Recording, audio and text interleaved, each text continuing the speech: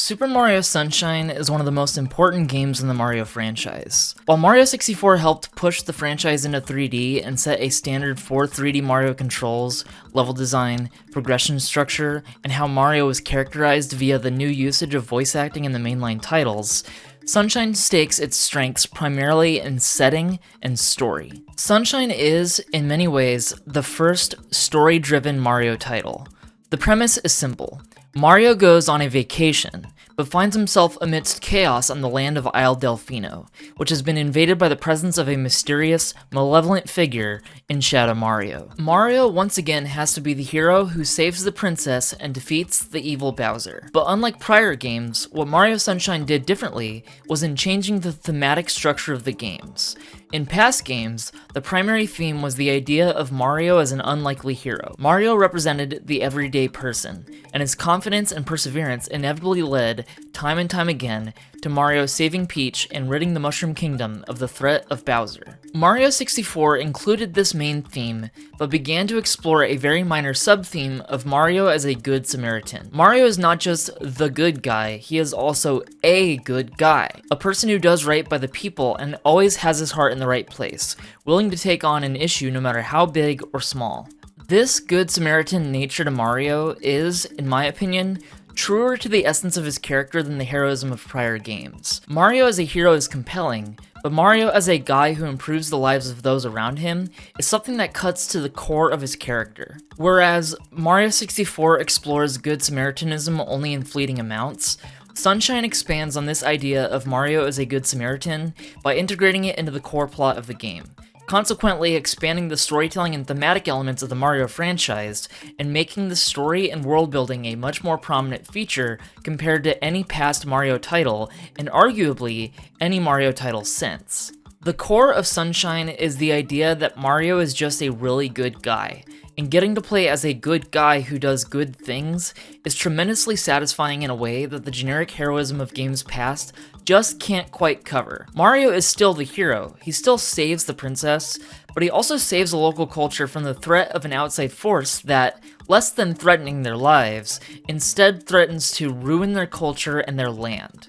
See, within the main premise is the fact that, because Shadow Mario resembles Mario on the surface, his cruelty towards the locals in Isle Delfino causes the local community to be highly skeptical of Mario. Mario is tasked not only with helping the culture of Isle Delfino against the threat of Shadow Mario, but winning them over at the same time.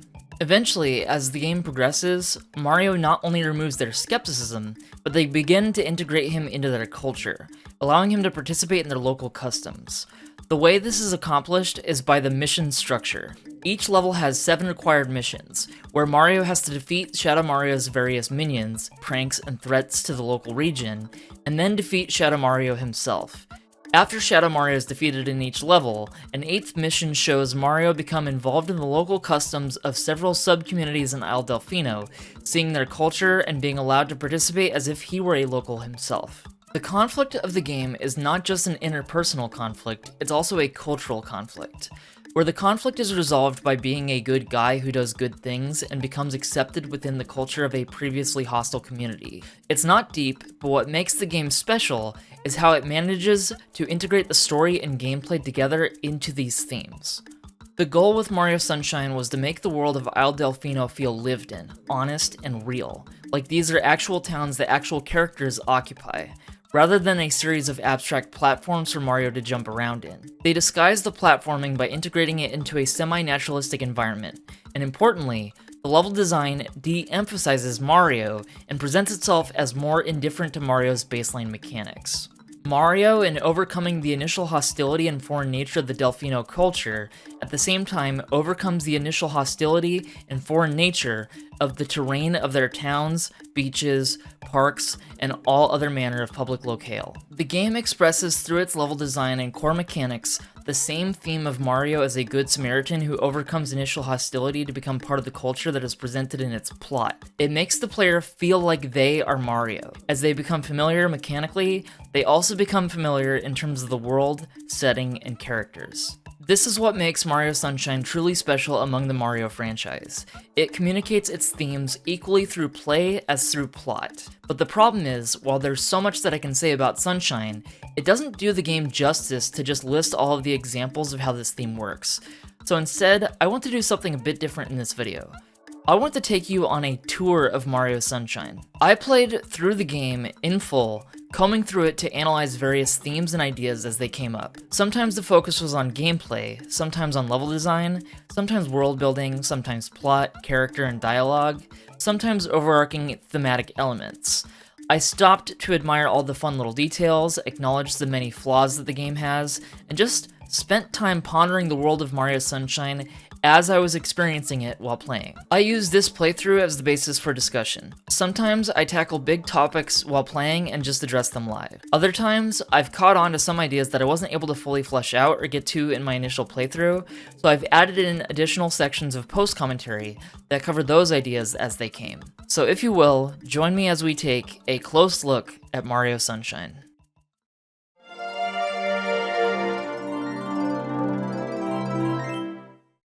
I feel like I've seen you somewhere, and recently too.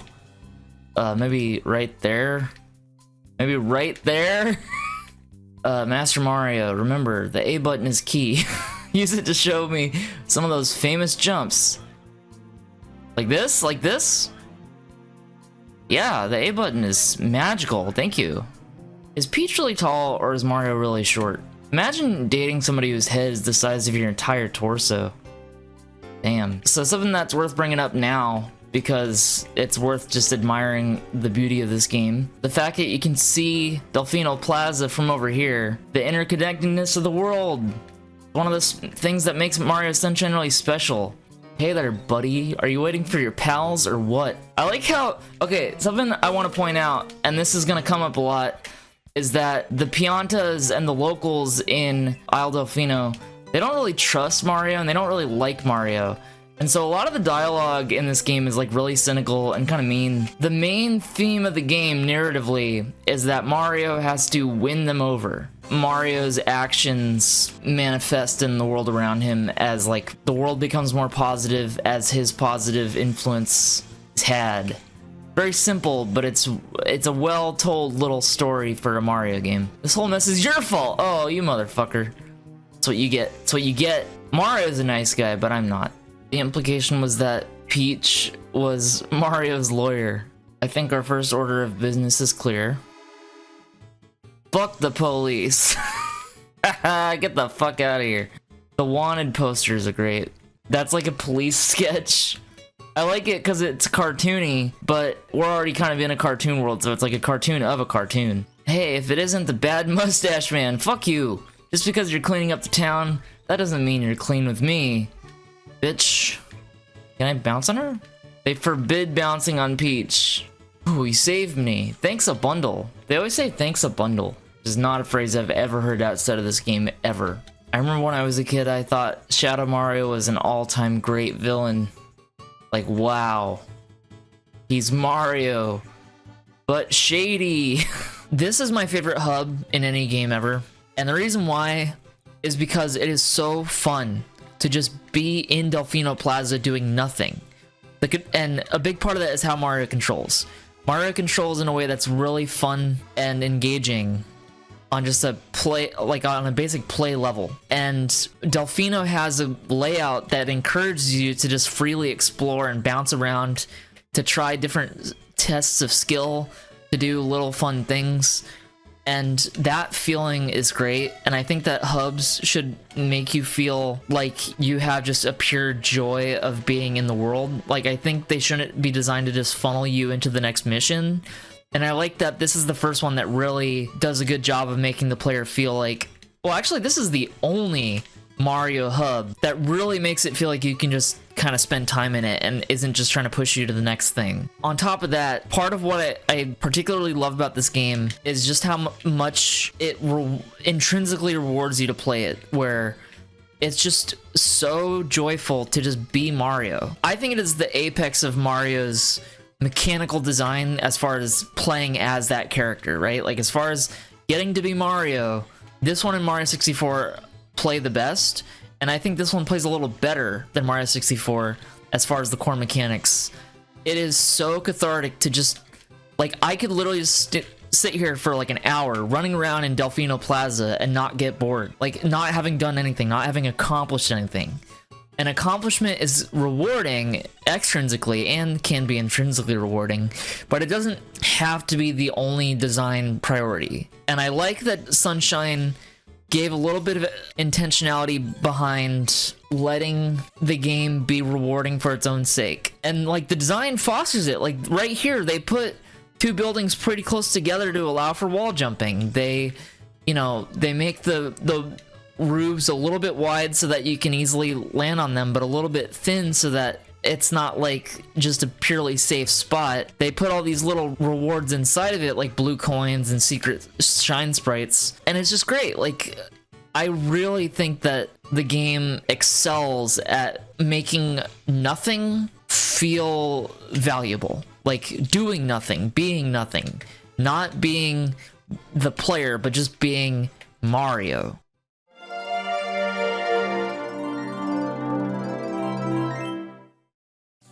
I love the guys that are just dancing. This is the way you want to be living life, you know? So this is Strollin' Stu, and he brings up a point that I want to make about the game. So obviously the primary concept for the game is that it's a vacation for Mario, and he's in like a new strange land. And something that they do to convey this is that they have all of our regular Mario friends and enemies be sort of slightly altered so that they're like a different world, like a different area's version of them. So these are supposed to be Goombas, but they're not Goombas, they're Strollin' Stu. They're given a new look and a new vibe, so that way it feels like you're in a different land, like you're in a foreign place, like a new unfamiliar territory. And I really like that approach where instead of having Koopas, Goombas, all the sort of traditional Mario fare, we get all these new weird little guys, and that helps really sell the feeling of like being in a new place. But it also, to me, helps kind of, because they are kind of often stand-ins for things that we're familiar with, it also has this feeling of being both familiar and unfamiliar. And that lack of familiarity makes it feel like we're in a new territory, but the familiarity means that we can acclimate to it quickly the way that the game wants us to, where it feels right even though it looks not necessarily wrong, but different. Would you believe my wife can toss people farther than I can? Whoa! This woman has a lot to say in each episode. You're the guy who's been riding all over the village. You might have fooled the others, but I see right through you. Get out there and clean that mess up, you mustachioed punk. So she's like the ultimate skeptic of Mario, and she does a great job standing in for the culture of Isle Delfino in general. Her like get off your ass and get to work kind of mentality, where she's like mad at you and threatening you and throws you, showcases how the initial world of Isle Delfino is really non-receptive to the player and to Mario. But as this level progresses, we'll start to see her dialogue evolve. The kids are really funny because they're just shrunken down versions of Piantas. They even have like a shrunken down version of the same voice.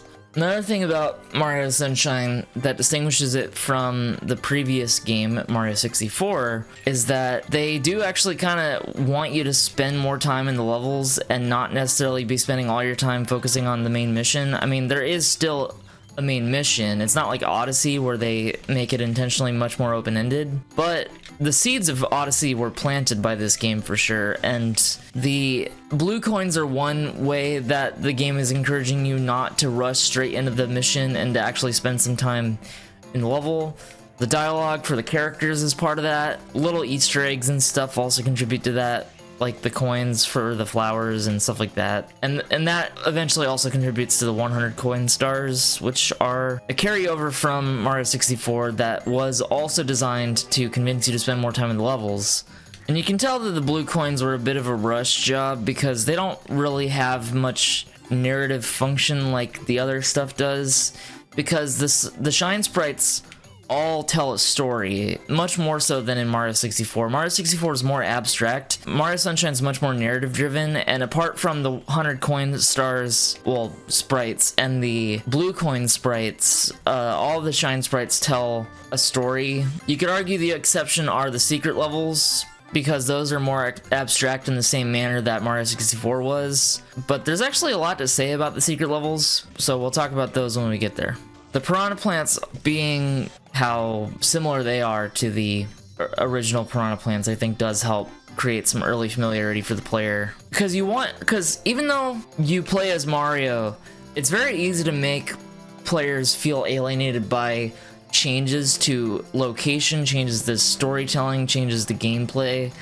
And so, like, initial familiarity helps a lot, because if you start too unfamiliar, then people are gonna feel like they got the wrong game, or they're gonna feel like this isn't it's a sequel in name only, stuff like that. So it helps to have that familiarity. I also, before I grab the shine sprite, I want to point out that you can see Petey Piranha, the next sprite, from here, which is great. I really like the idea of game space foreshadowing, as in knowing that that's yet to come, but only if you see it. It doesn't tell you that that's the next thing, but you just know it is because of the implication of, okay, so the path goes this way, and then what's at the top? There. So you have to do a little bit of work to see it, but it's not that much work, and once you see it, it has that little reward of like, okay, so something's gonna happen up there, and I don't know what yet.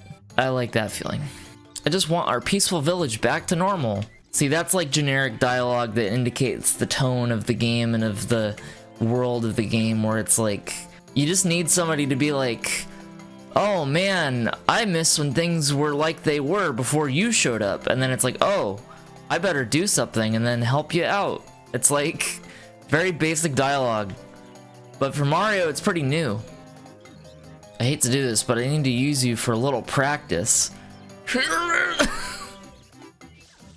have to spray this guy to talk to him. Hey, mustache dude, you think I could borrow that funky squirter of yours? I like the kids. I like that they're so innocent. So you're still lollygagging around here, are ya? Have you cleaned up all the graffiti? No? Then get to it, mister. See, every time we talk to her, she's gonna throw me, but the dialogue's gonna evolve according to the sort of narrative of the level. It's an interesting form of storytelling because most of the time, prior to this, video games modeled their storytelling primarily off of either novels or tabletop RPGs, and then occasionally movies. Like Half-Life is very cinematic. The reason why Half-Life is considered cinematic is because it's scripted sequences where the dialogue happens based on triggers that create this feeling of set pieces that are more like action films, even though the actual visual and narrative language of Half-Life is very un-movie-like. It's very video gamey. But a lot of, like, for example, adventure games were very much based on novels and stuff like that, and the way that they would tell the story is through dialogue trees and extensive dialogue with very little visuals and very little ludo narrative, right? Like, it's primarily like a non-gameplay based narrative, and then RPGs have more gameplay, and the narrative is kind of the gameplay, where it's like you have branching paths of different things that can happen because of your actions. But that sort of storytelling was still pretty rudimentary in a lot of ways at the time, and this is way more rudimentary. It's the bare bones of narrative storytelling, but they use gameplay to contextualize the story in a way that I think is interesting as a transitional piece into games like Dark Souls and walking simulators and all this stuff where gameplay and storytelling are harmonized really well. But I honestly think Mario Sunshine needs more credit with the way that it tells its story, because even though it's like really basic, it's basic in a way that makes the gameplay a big part of the narrative. It's like you have to do things to make it tell a story, and not just advance the dialogue. Like, you actually have to participate in the story as a actor. And I don't mean actor in the movie sense, but I mean actor as in like agent of events, you know? The role of the player is really important in a game, because you not only perform a role in the story, You make creative decisions about what aspects of the story are the focus of your experience. When given optional dialogue, for example, you make decisions about which NPCs to talk to and when. If you miss out on part of what the world has to offer, you can replay the game at various points and experience the story in new ways each time. Mario Sunshine tells the story partly through what you do to advance the game state, but also through optional elements that just fill out the world and provide little microplots in each level. You can come back to the same characters who show up in each mission and experience their story as it intersects with yours. Sometimes, characters will move to new areas of Isle Delfino as part of their story advancement.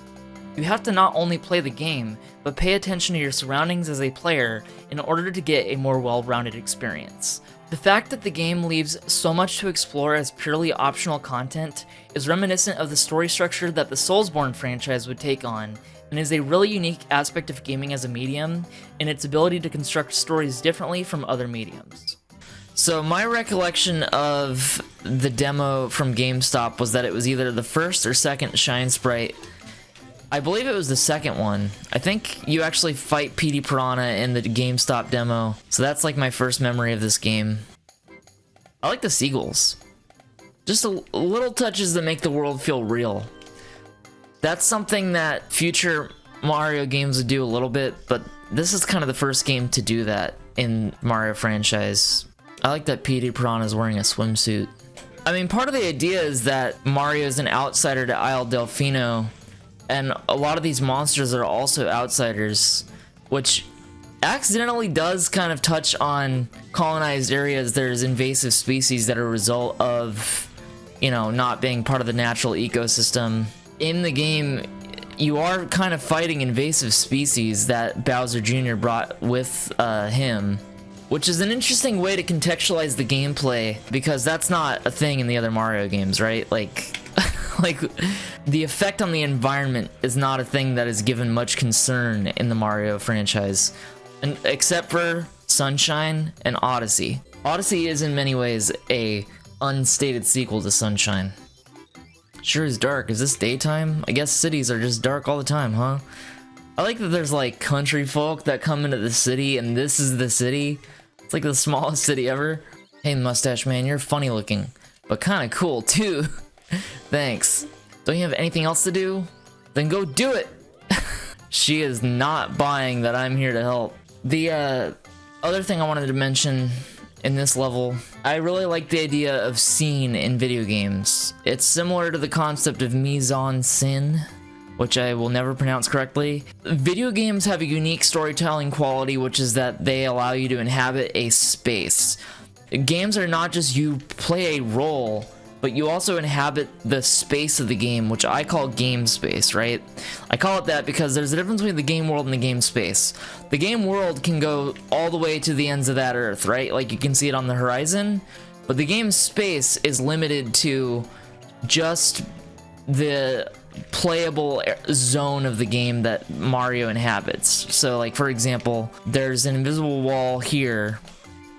So the game space ends right here, right? So the game space is just that area in the game that the player can occupy and interact with in some meaningful capacity. So the game space includes the characters you can talk to, but like a door that you can't open and there's nothing behind the door is part of the game world, but the space ends at the door, right? Like it's implied that there's a room there, but it's not part of the game space, right? So game space does a lot to storytelling. One thing it does is it creates a feeling of realism, and it can also create a feeling of unreality, sometimes intentionally, sometimes unintentionally. And with Mario, it's sort of like an approximation of the real, specifically in Sunshine, right? Because in Mario 64, the design is somewhat abstract. This is one of the first Mario games to embody the idea of Mario existing in a real space. So in Mario 64, there's a lot of like platforms that just float in the air for no reason, right? That's very abstract, it's very surreal. In Mario Sunshine, the platforms are primarily naturalistic in some way. There's some sort of logic in the game world that suggests that it is real. Like, for example, that platform up there is a windmill, so that's why it's there, right? Like, it explains itself visually and world building wise, right? So there's a logic and a coherence to the world of Sunshine that didn't exist in Mario 64, and in some of the 2D Marios it existed to more or less extents. But Mario Sunshine is the first game in the franchise to really try to attempt like a fully realistic space with coherent sort of logic. Like, obviously it's not fully realistic, there's a lot of concessions made to make it a platformer, but the scene of Mario 64 was great because it was able to convey a progression through level design, right? And sometimes the abstract stuff helped that. But even though it's meant to be realistic, there's a lot of concessions made in Mario Sunshine to create a implied ludo narrative, what I call a ludic arc, right? So the level starts over there, and there's one path from there. There's one sort of stone path that gets you to the center of the town of Bianco Hills, right? And then from there, there's one path up to the second Shine Sprite, which is Petey. And the way that the level is designed creates a natural progression that the player understands intuitively without having to tell the player, go here, do this. It's allows for linearity and non-linearity simultaneously. And it allows for realism and for good platform design at the same time. Let's see what this guy says. Probably thanks a bundle. Yep. And why this design is so interesting to me is because it allows there to be a narrative that is spoken through gameplay. I liken it to paintings, right? Like, that's what I did in my Mario 64 video. I said that video games can communicate meaning in the same way that paintings can, by having a implied story that's told in sort of static moments of physical form. What does it mean when you come into this shiny, happy world and there's graffiti everywhere? That in of itself tells a story, right? It doesn't need dialogue to tell that story. This game, compared to the other games, does tell the story in a less abstract manner at the same time that it also has those abstract painting-like elements of storytelling. I love the scene of Sunshine more than any of the other games because you're inhabiting like what is supposed to be largely a real world and experiencing it in this abstract way like a painting, while also experiencing it in this very real way like a real inhabited space. And so while the design priority is a little bit more shifted towards realism, there's all these little subtle things that betray that are subtle enough that it makes the game compelling to play but doesn't actually disrupt the feeling of realism. Like, for example, these little platforms here are clearly not serving any reasonable function, but because they're bricks attached to the wall, it still feels like they're part of the real world of the game and part of the reality of the game. They don't break the reality. And I bring all this up to say that in this mission we get our first glimpse of the abstract elements of the secrets. So the secret levels are almost purely abstract. Interestingly enough, they have a recurring theme of like children's toys. I'm not clear why they did that. It might just be to make it fun.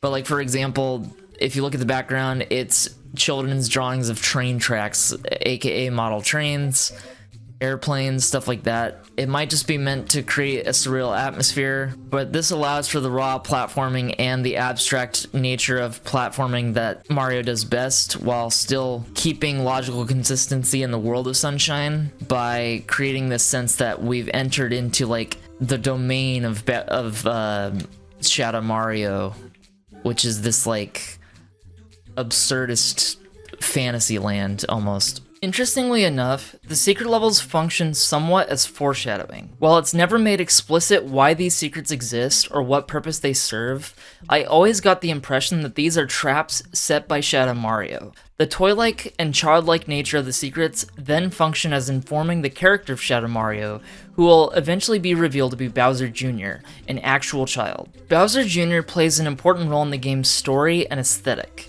with the enemies being somewhat crude in a manner similar to a child's drawing, most notably with the Cataquax, Petey Piranha, and the Strollin' Stew, all of which have the feeling of being an imaginative child's doodle.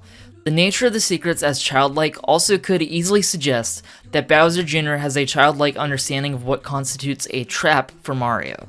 This childishness at first makes Shadow Mario seem more sinister than he is, as it seems as though he's literally toying with Mario, taunting him with childish games as if to torture him psychologically. But the tone shifts when we find out that Shadow Mario is actually a child, at which point the secret levels seem less cruel and more crude, a sign of Bowser Jr.'s immaturity and innocent view of the world. While the levels are themselves very abstract and expressive, they also function as a form of environmental storytelling that informs a specific character, which is something rarely seen in games, with the most notable exception being the mine worlds of Psychonauts.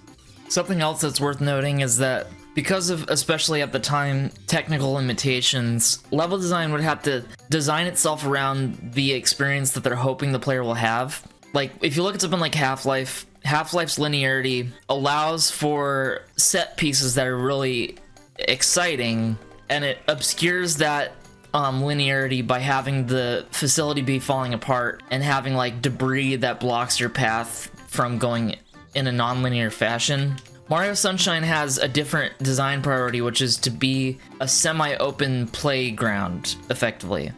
So what happens with something like this is that it has to be designed to create a progression that players can naturally figure out that leads to different places and different set pieces, right? So the level design of Bianco Hills starts off pretty linear and then it opens up a little bit, and the hope is that like players can naturally figure out where to go to get to the next thing. The like actual physical form of the map is very slightly off from realism in a way that doesn't ultimately break down in any meaningful way. Like, it actually pulls off what it's going for really well in a way that something like Call of Duty fails at, because it's not trying to be strictly realism. It's like a cartoon form of realism. Until I've given you a good hurl, I don't feel like my day's started. See, she's awesome. See, in Mario 64, they don't have to explain the red coins or justify it at all, but because there's more of a story here, they have to give it like an offline of dialogue where somebody's like, why are there red coins everywhere? Somebody must have put them there. Which again shows that the design priority here is to make a more realistic take on the Mario style. And part of that realism is like what Mario does is effectively parkour. And it's cool to have like the first game that creates a natural environment where the player has to kind of work around the environment a bit, using Mario's moveset. It makes it feel like Mario's acclimating to the environment rather than the environment being designed for Mario. And that further fits the theme that Mario is an outsider to the culture and the land of Isle Delfino. And by mastering the skill of platforming in this space that doesn't feel strictly designed for Mario, you become more familiar with the terrain, and then alongside that, as you progress through the game, you become more familiar with the culture. It's great. It's a great game. Ooh, you saved me. Thanks a bundle. You know, you've really done so much for us, but I wonder, will even you be able to deal with this nastiness? See, they're starting to like me. You're late for your throwing appointment. Come here. She's awesome. We're playing hide and seek. I wonder where my kid sister is hiding. I wonder if you can find the sister. My theory is that the sister is hiding over here. Yep, that's awesome. See, I like the little stories that the game tells. You'll never find me here, right? Don't tell my brother, hee hee. Here's the question, how did she get out? This is also kind of part of the theme, is that, I mean, it's not necessarily trying to be explicitly conservationist, but a big part of the pain that the Piantas endure is the pollution and sort of like destruction of their natural environment. And so part of what Mario is doing is like preserving their culture against its destruction, and that's part of why he becomes accepted as one of theirs. Since the lake's been like this, the leaf boats have all rotted. They fall apart when you get on them now. That's not good. See, that's what I'm talking about. This one's one of the tougher ones, partially because I play it just really fast. I'm gonna try to play it a little safe this time. Ooh, that was a close one. Thank God for the extra lives that they give. First try? Here's the hoping, right? Nice, I think I have it. Nope, wait. Shit, okay.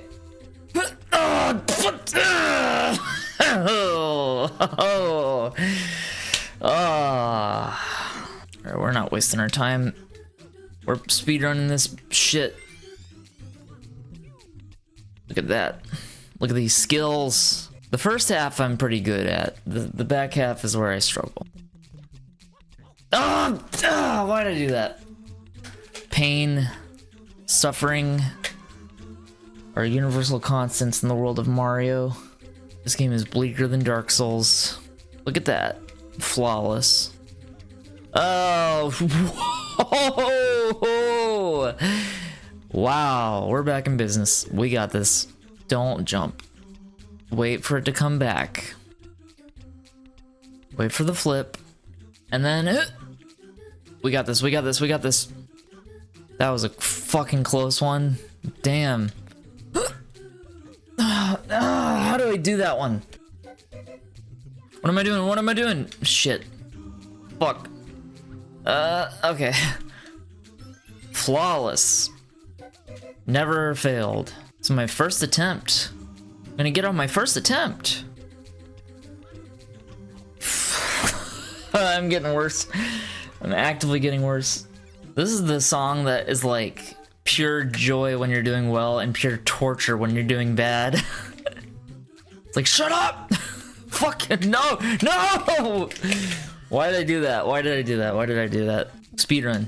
The fastest you'll ever see anyone complete it. Check this out. Look at that. Perfect. Thank God I landed that. No.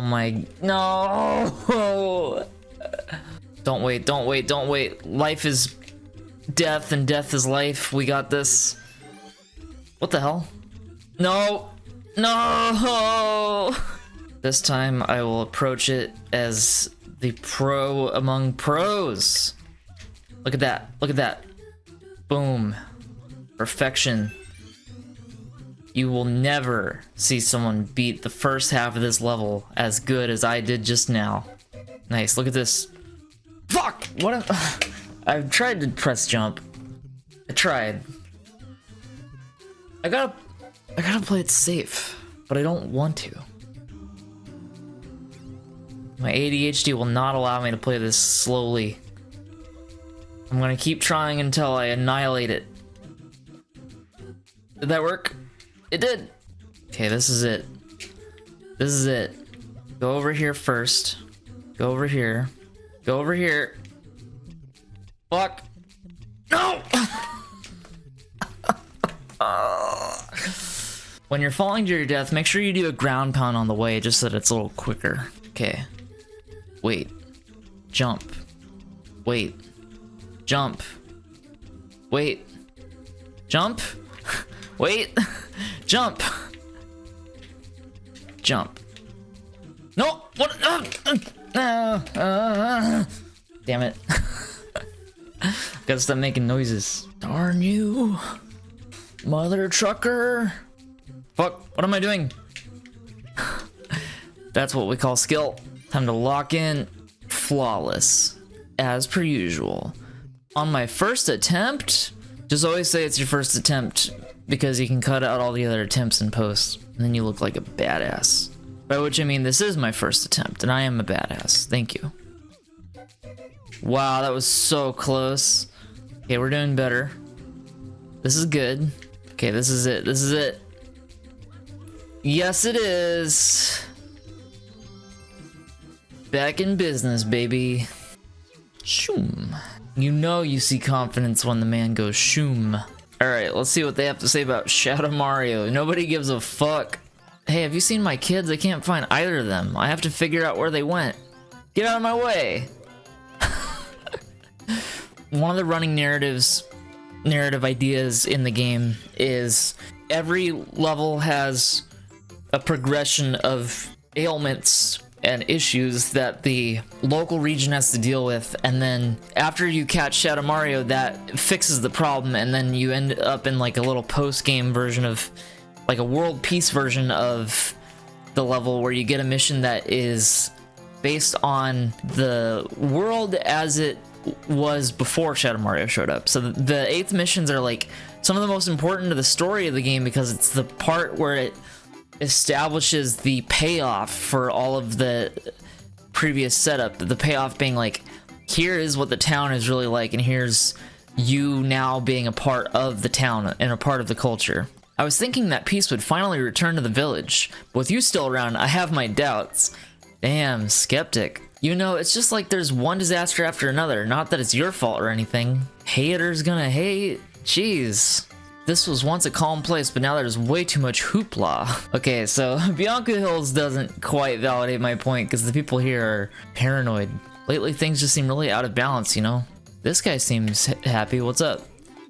I don't even feel safe in the middle of town anymore, but I guess it's better than being alone. He's so unsafe he has to dance about it? I'm always after those kids that tell me where they're going, but you know, they never do. Children are such little hoodlums. Some things just never change. What, again? You secretly like this, don't you?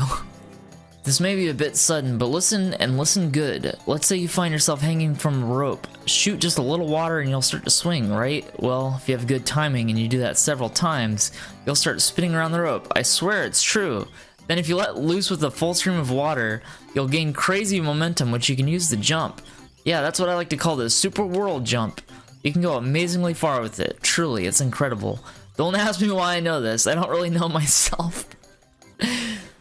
That's a thing that actually I really like about certain Nintendo games, and it comes up in games a lot, which is that games will often tutorialize through dialogue, and it's always awkward, right? Like, it's very hard to make it work properly.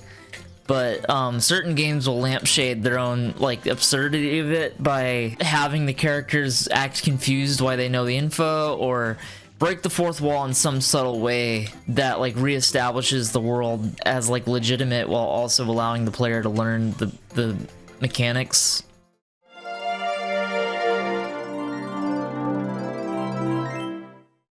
Well, here's this wall, which isn't really significant at all. Nothing to say there. Oh, he's a tiny man. That's my big bro over there. See him? He's been practicing throwing people. He's got a ways to go, but practice makes perfect.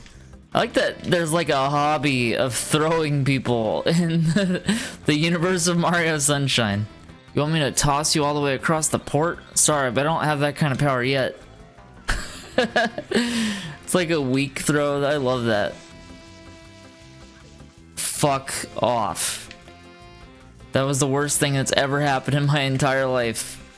It's good design to have it so that you have to tug on the limb to activate the boss, because then invisible tutorial. It conditions you to think of the limbs as what you need to pull in order to defeat the boss. So, good design.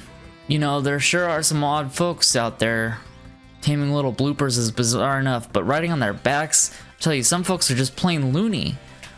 So it is, I was gonna say, maybe it's like an environmentalist thing. Maybe they're like, actually, this is cruel to the wildlife.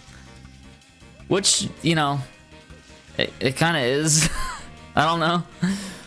Pinna Park in the background. Over there, that is, Gelato Beach. That's Delfino Plaza in the background. Oh, that's Bianco Hills right there. I have to do the jump. I don't care if it's legal. I have to do the jump. I will die doing this 1,000 times just to... There we go. Hey, this is a dangerous place to be clambering around and hanging off that hook. An accident in the making. I like that these guys are wearing tank tops like they're working men. Poor guy. You spray him once and he falls to his death.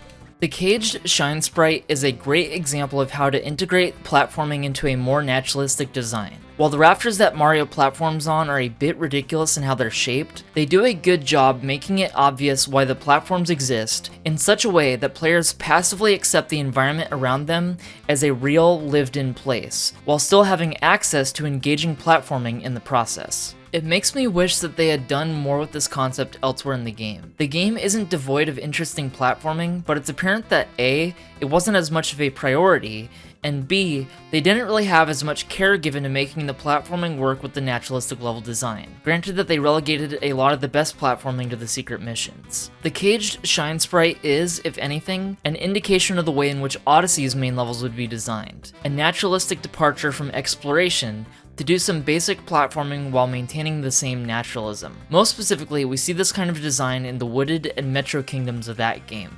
My big bro keeps on breaking his own long distance record. He's tossing people around like mad. The distance varies, but hey, he likes doing it. I love how he's like proud of his brother for throwing people. You see the shine sprite up there inside the cage? I found it first. Pretty cool, huh? Wahahaha. Now how in the world can I get up there? So part of what I like about this storytelling, and this is something that carries through in Dark Souls, interestingly enough, like even though they're very different games in general, each story is like its own little scene.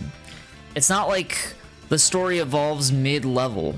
It's like the story evolves between sprites, right?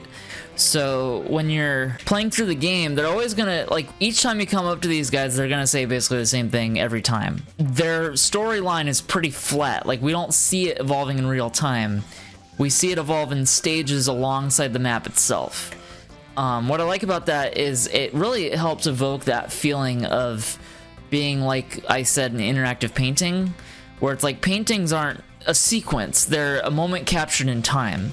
And I like that the story is captured in these frozen moments where instead of having the story happen in a sequence that evolves in front of your eyes, it evolves behind the scenes, and you're seeing it as snapshots. You're seeing it as like a series of almost like photographs, you know, where it's like, okay, well now they're over here instead of where they were before, and they'll say their one line of dialogue, and that's gonna be the case every time. It's like they're trapped, they're like suspended in a state of like flat storytelling that progresses in a sequence that doesn't feel like a sequence to the player as far as the ludic element. Like the gameplay does not create a sequence, the sequence is implied between gameplay.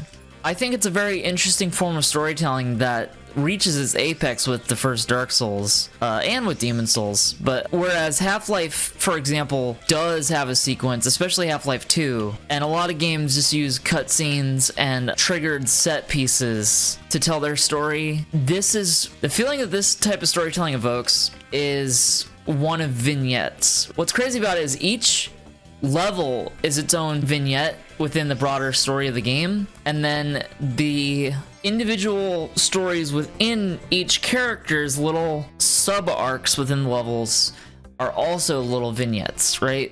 And so it feels like exploring a memory. Like, it feels really vivid because of how simple it is, which again, like it's very reminiscent of the way in which paintings tell stories, right? Because paintings don't have a plot, they just have a scene. What I like about video games is that they have a scene that can talk to you, right? Like, there can still be dialogue, there can still be the traditions of storytelling that we see in books, movies, TV shows, etc., but it's portrayed in this more flat way that somehow creates a more vivid sense of character because of it being snapshots in time of little beats that are trapped in time that when you form, like, it's like it forms a sequence, but there's the psychological sequence that your brain has to make to connect the dots, right? And when you opt into it and you connect all the dots and you see the story play out on your time, it kind of feels more like you've made the story your own, even though you're not in control of how it turns out. When you don't have agency, like when you're watching a movie, you're a passive role in the story. You absorb the story, and that can be its own form of connecting to the story to be the passenger. But when you're actually playing as Mario and experiencing the world, it's like you have to find the guy that you're interested in seeing what happens to him, talk to him, and progress the story. And you can skip around, you can skip it entirely. And so it's like, by opting in, you're getting these little bits and pieces of a story that you're piecing together as you go through your little world. And it makes it feel like their world and your world are just intersecting rather than that they are designed to be part of your story. When you combine that with the fact that it's these little snapshots that you have to opt into, it just really creates this feeling of like you're connecting to the world because you're activating the story. It's kind of hard to explain. but I really like how it's done. I think I'll start challenging myself just like my big bro. Oh, he's gonna start throwing me too, huh? You know, last time I nearly got you across. Trust me this time. Oh, shit. Nice. That's awesome. You know, I can give out some pretty handy info now and then. Like that wall over there, it's, never mind. Thank you, that was really handy info. This might be the first tribute to 8-bit Mario in a later Mario title. They started doing that in a lot of games. I actually almost want to make a whole video about the like ongoing self-nostalgia of Mario, where they started treating the 8-bit Mario as like a distinct icon within the Mario universe. Like, it's not just, oh, Mario is iconic. It's like, no, this is Mario as like a piece of branding and as a meta hero figure. I don't know, it's very strange. Like, examples are they make you play as 8-bit Mario in Odyssey in 2D sections of the game. They have little tiny 8-bit Marios that are a power-up in Super Paper Mario. Here, that's an example. There's all these weird little callbacks to the specific 8-bit version of Mario that I think I could have a whole conversation about. And it makes me, okay, so it makes me wonder, because the other levels, the backgrounds are usually references to toys, because the levels themselves, the secret levels are designed to be a series of toys, like a little toy box reprieve or side quest almost. You could argue that they're conveying Mario as a toy, right? But I don't know, these levels are so strange to me. There's so much to talk about, but it's so abstract, it's like hard to put into words. Well, I'm sure the devs didn't think very hard about the implementation of the background in the secret levels.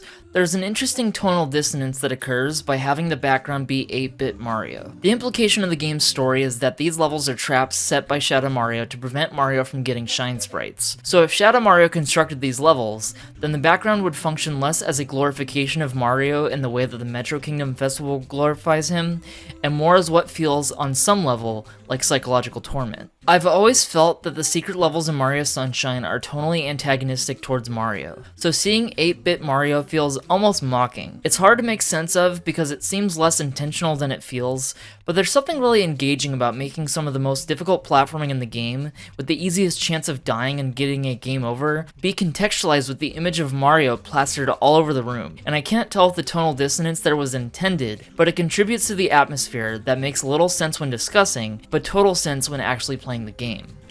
Oh my god, there's a bunch of dead creatures. That's like, that's morbid.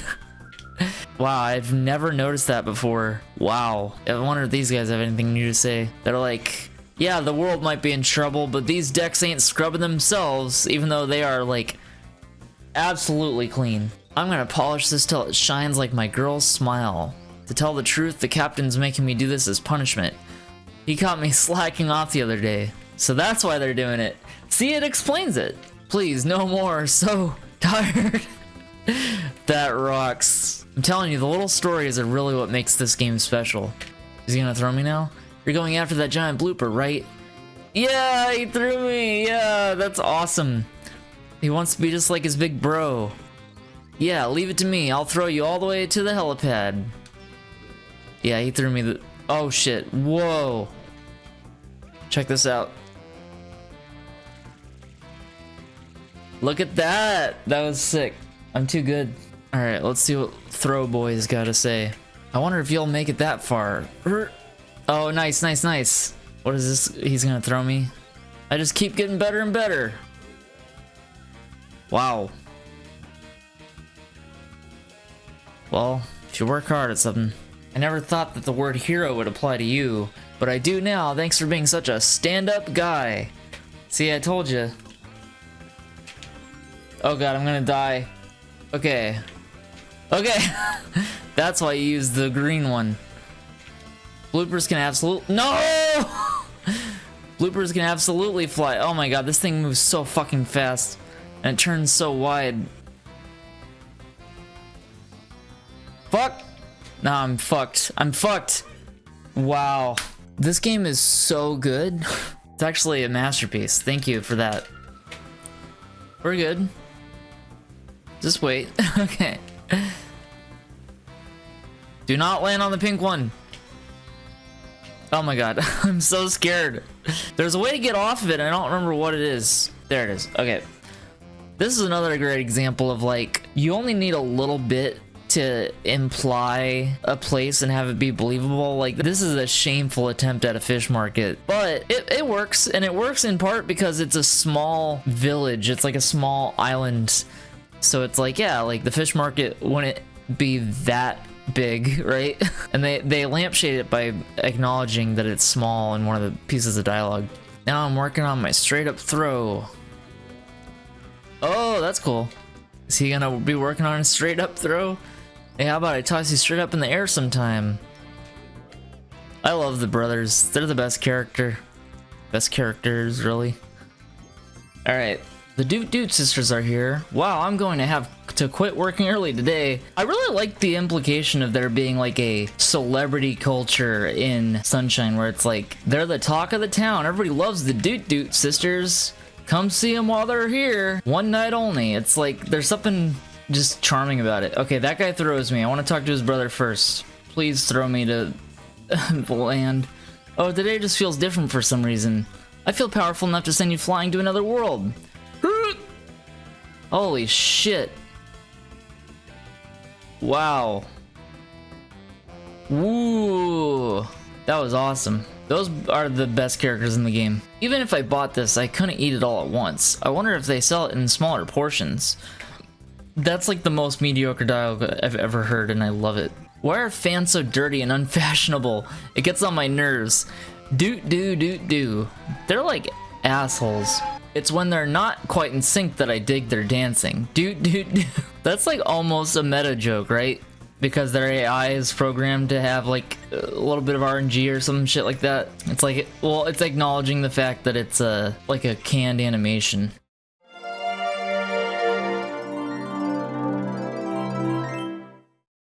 That is Ricco Harbor.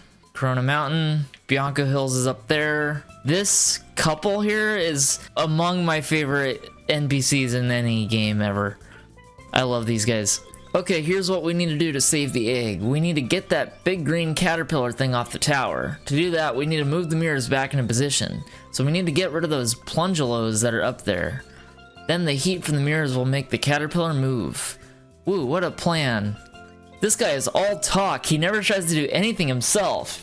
This is why I love this couple, is because he just says a bunch of nice stuff and then she's like, my boyfriend is an idiot and a coward. It's like, it rocks. I love that. You gotta have little ways of filling out the world. Like, even though they're all generic looking characters that are interchangeable visually, little vignette stuff gives them life and makes the world feel real. And it's like, you have to have people with different opinions, different thoughts and feelings about the world, you know? You can't just have everybody be like, wow, look at this magical land, this magical place that we live in. It's so perfect and special. You need some people that are just assholes, you know? And they're really good at having that in this game. I like this mission. I like the mirror. I think it's a great effect. They like got distracted. That caterpillar sure woke up on the wrong side of the bed. I really love like mediocre dialogue. I wonder if you can see it from here. There's a coral reef out there that is quite pretty. This guy's a Noki, but he can't swim very well at all. I love that. These competitions seem like a waste of energy if you ask me. This guy finishes every race dead last. Yeah, imagine dating somebody just so that you can talk shit. He's not even that bad, he's just like a normal guy. Gelato Beach is a special level in Mario Sunshine, because it's one of the first levels that really makes full use of the concept of Sunshine being a vacation in a summery getaway. Whereas Ricco Harbor disguises its platforming by having its premise be a harbor filled with rafters, boats, and construction work, and Pinna Park disguises its platforming via amusement park rides, Gelato Beach is meant to just simply be a beach. Beaches don't make for great platforming, because they're by nature very flat and open. Sunshine could have taken the cheap way out by coercing platforming into the level, but instead, They chose to leave it feeling naturally like a beach and just minimizing platforming as a priority for the level. This is great design for a few reasons. First, it forces the developers to focus on creating alternate challenges from the traditional platforming style of past Mario titles, instead creating different challenges out of flat terrain, best exemplified by the Wiggler and Il Piantissimo missions. Second, it creates a strong sense of contrast to the other levels in the game by being so flat and playing so differently, helping to further sell the idea of Gelato Beach as a beach area. Third, the usage of naturalism helps to make the game feel like the vacation that it's supposed to be for Mario, not just by virtue of it being a beach level, but because the general challenge of the level is significantly easier and more leisurely than a number of other levels in the game. Games are not always about trying to make the best or most involved challenge, but should instead focus on carving out the best experience. And Sunshine does a good job of providing a more well-rounded experience than what would be expected of a traditional 3D platformer design. Lastly, what makes the design of Gelato Beach special, and this remains true in several levels in the game, is that the naturalism helps contextualize the characters and gameplay in a way that makes them make more sense. It becomes more believable that characters really live here, that they really spend significant portions of their time occupying the space that we see. If Gelato Beach had pitfalls and floating platforms, there wouldn't be a sense that the Piantas or Nokis actually live in this region. Instead, by focusing on a more naturalistic design, the player has an easier time understanding that this area is their home, which then makes their role as a Good Samaritan feel more rewarding, because it feels like an extension of the reality of the situation that the characters are in. If, by contrast, Mario's acts of Good Samaritanism simply had him jump across a series of abstract platforms, it would be fun, but it wouldn't feel like what you were doing had anything to do with the outcome that it has for the people of the area. Meanwhile, in Gelato Beach, pushing the plungelos off of the giant mirrors so that the mirrors can help awaken the sandbird may be more annoying to play, but it feels more like what you're doing has a tangible and easy to understand positive effect on the culture around you. The design resists the player a little in order to make it so that Mario has to work around an environment that doesn't quite suit him, which connects the player to Mario by having the player figure out ways of adapting to a very non-platform based environment. It's a very un-Mario-like level, and that's a good thing. There are effectively two types of design philosophies when it comes to games: the player's philosophy and the developer's philosophy. Players who have no experience with actually designing a game are much more likely to only understand the player's philosophy. This particular group is likely the bulk of the player base of any given game. The player's philosophy is based on what they've experienced in the past with games. There's a stronger emphasis on fun in the player's philosophy. What experiences they thought were the most fun become the template for what they think games should play like. If you want an example of a Mario game that most strongly reflects the player's philosophy, it would be Mario 3D World. Players tend to, as a broader market, favor some core experience that is, broadly speaking, generic. With platformers, players want platforming. And while there can be good gameplay that isn't platforming, the player's philosophy favors platforming above all else, and so when developers respond to this desire, platformers become a series of abstract platforming challenges that are fun, but don't really mean anything. The developer's philosophy isn't as straightforward as the player's philosophy. There is no one governing principle that developers adopt. That said, the developer's philosophy is more informed by things like what medium the game takes place in, what technical limitations they have, what they expect players will want, and what they think is the best experience for the player to have. That last part is the most important part. The goal isn't necessarily to create the experience that the player most wants, but that the developers think would be the best for the player. Players may not want a Mario vacation, but Mario Sunshine was designed at least partly with the mindset that a Mario vacation would be a good experience for players, regardless of their initial demands. Learning to enjoy games from the philosophical perspective of a developer is not just about deciding whether you as a player think the game is fun to play, but also about trying to understand what experience the dev is trying to create for you. Personally, I love the idea of a Mario vacation, but that can only really work if the developers commit to it. There are clearly times where the developers made concessions to allow for players to still experience the tried and true platforming of past Mario titles, most notably the secret missions, but what I really love about Gelato Beach is it showcases the developer's philosophy in action. It's different from the rest of the levels and doesn't include much platforming, but that helps create variety and immersion that, While it may not be the most fun level for players, that element of variety and immersion is important to the overall experience. Sunshine holds up better by committing to ideas that, for many players, don't work. Gelato Beach is far from my favorite level in the game, but it's a level that I wouldn't want removed or changed because it's a level that I think contributes to the overall experience better than one that I would personally find more fun. Most important to Sunshine is that there are no redundant levels. Contrast this to Mario 64, which, although having a good amount of variety, does have some levels that offer ultimately the same experience as one another. Womp's Fortress and Tall Tall Mountain are both upwards winding spirals to the top of the environment, as just one example. While there are redundant missions in Sunshine, which is, to me, its biggest flaw, the level design does a really good job of making each level feel both distinct and meaningful to the overall experience. There is a point to Gelato Beach, and that point is subconsciously picked up on by players even if they never consciously recognize it. That's great design from a developer perspective, though from a player perspective, it'll vary from person to person. Oh, this is great. Can I boost with that? Oh my god, I'm gonna die. I died. This mission sucks. Apart from the annoying mechanics, what I like about this is that it's a mission that is chill. It's not tense. That's what I like about Sunshine, is it at times feels like a vacation. I want more game design that involves physical skill, like mechanical skills, but isn't about like a strict loss-win. And part of what I like about the water is that it, in a lot of respects, it removes the hard loss state from the game. I really like games that don't have a hard loss state, where falling down doesn't mean you fall to your death, it means you fall to a new location that allows you to get back. I mean, obviously there is death in Super Metroid, but Super Metroid, oftentimes when you fall, it becomes an opportunity to explore further, right? Like, sometimes a failure can actually be a secret benefit. I love design that encourages players to think of setbacks as their own benefits in some regards, and also as only temporary. A good example of this in Sunshine is the fact that water is a resource that the player often needs. If the player falls and loses progress, they're likely to land in water that will allow them to refill FLUDD. While this isn't utilized to its fullest potential in the game, it's good that instead of having the player fall to their death and have to restart, they're given water that can be used to gain back progress and potentially make further progress. Even though falling is still a detriment in most respects, the benefit of refilling FLUDD encourages players to keep going rather than getting discouraged, and also helps to convey the feeling of Mario Sunshine being a Mario vacation, by virtue of the consequences of failure being less severe.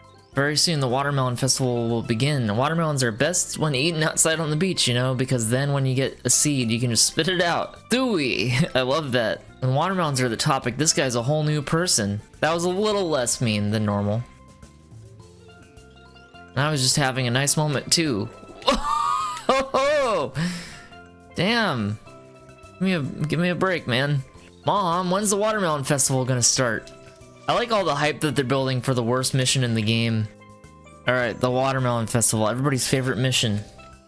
And I'm not gonna do the glitch. I have to do it the normal way, which everybody's gonna enjoy. The guy next to me forced a coin on me, and then, well, he made me switch watermelons with him. Yeah, mine was so much bigger than his. What a meanie.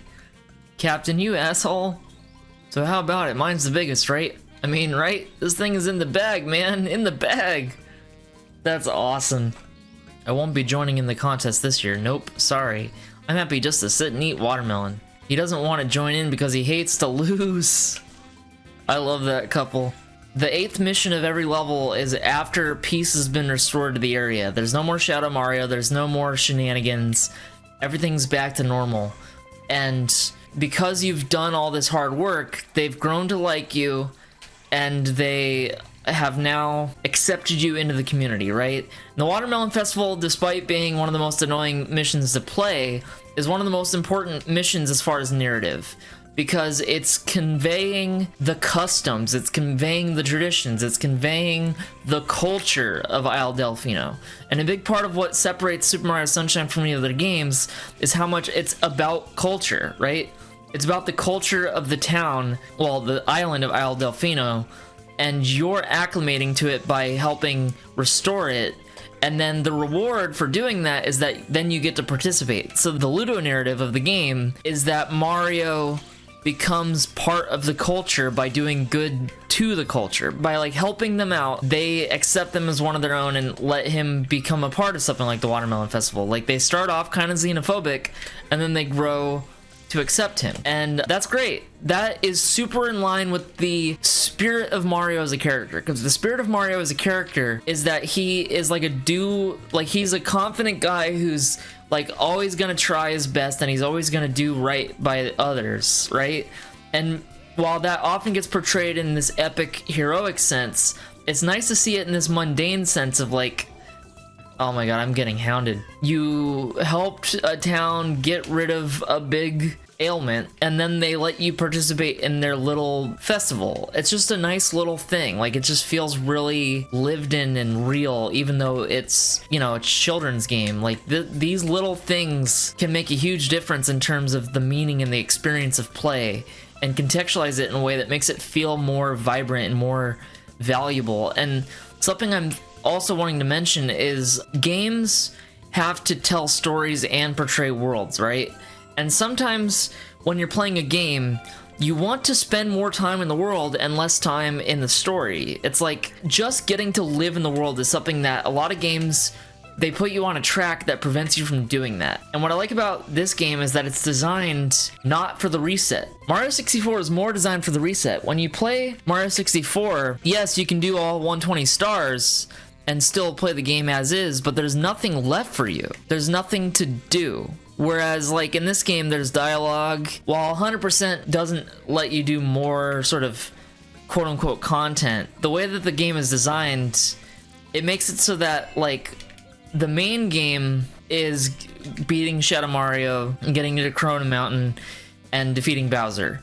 But the post-game and all the extra stuff is the blue coins, the 100 coin stars, like all that stuff's kind of extra. To clarify my point, the blue coins, 100 coin shines, and any secret shines are not only not required to beat the game, but they do nothing to advance the game state towards the final Bowser confrontation. In other words, they're not only optional, they do not count as progress towards the basic completion, meaning that you're not incentivized to treat them as a significant part of the experience before completing the game. In Mario 64, while most stars are technically optional, every single star in the game except for one counts as a piece of progress towards the 70-star requirement to beat the game. The only star that can't be collected until you've reached the 70-star requirement is the Bowser in the Sky red coin star. Otherwise, Mario 64 treats all stars, including the 100 coin stars and any secret star, as part of the progress towards basic completion, thus incentivizing the player to collect them at any point both prior and after reaching the 70-star requirement to complete the game. Sunshine, because it makes every 8th mission, every blue coin, 100 coin, and secret shine sprite a piece of the game that only works towards the 100% completion and fundamentally useless for the basic any percent completion, causes these to function effectively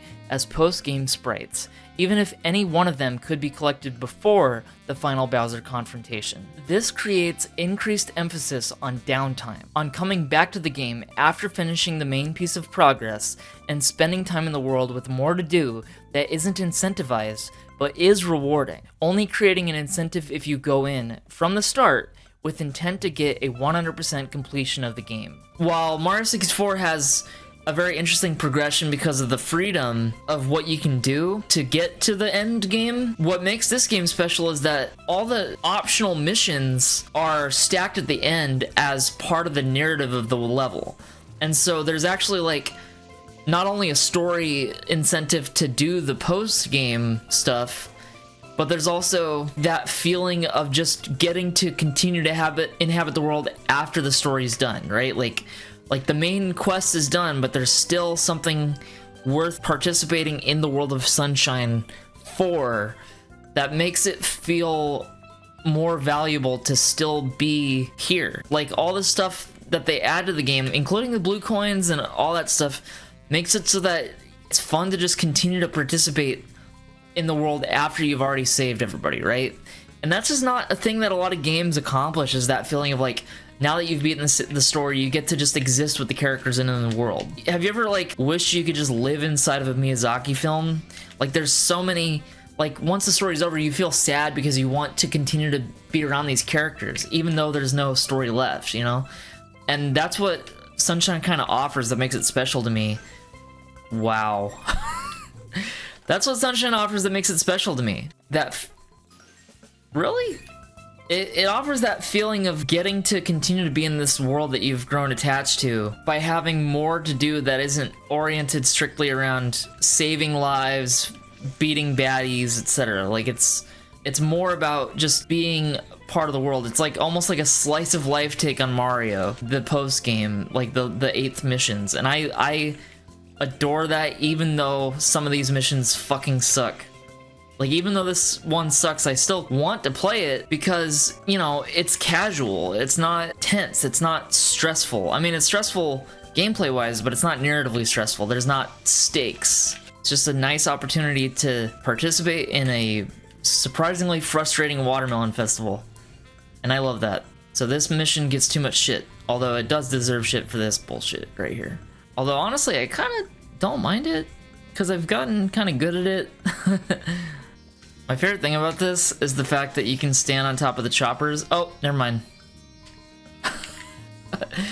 Well, you can after you grab it, which I find funny. I think this game, I think it actually holds up really well, but I think that the complaints that I've seen, which I think a lot of them are fair, I think a lot of those come from a philosophy as a player that's rooted in the idea that games should be effectively gameplay versions of movies, where it's like you need to be achieving something. There needs to be conflict and resolution, there needs to be progression, there needs to be a goal. This game borrows a little bit from the more non-goal focused design of something like Animal Crossing or Harvest Moon or whatever, which I don't know those games that well. I could be using those as an example poorly, but while there is a overarching story and an overarching goal that is being reinforced, Sunshine, as a game that's about a vacation, takes some care to make it feel like a vacation, where you are actually allowed to just have leisure time in the game.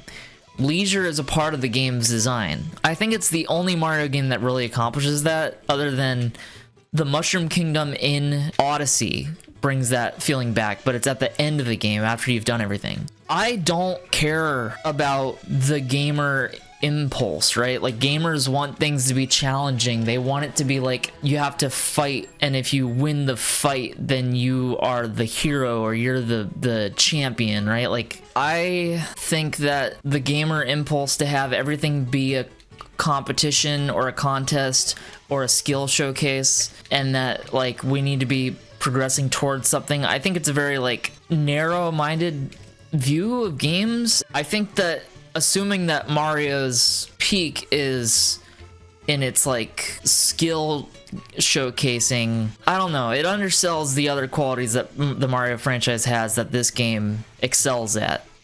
This game excels at intrinsic joy, and I really wish that people would just give this game a shot, but instead of thinking of it as a series of platforming challenges that must be completed in order to become the champion of gaming, they should start thinking of it as a story-driven game where the story is told through the lens of being Mario, right? Like, it's not an RPG type of story-driven game, but it's like the closest that the franchise has come to exploring a world and exploring themes, exploring story through the platforming nature of a mainline Mario title. And I wish that people would be more inclined to like see these sort of different elements that the game brings as like great ideas that were explored well in this game, but could have been explored further in other games instead of abandoned.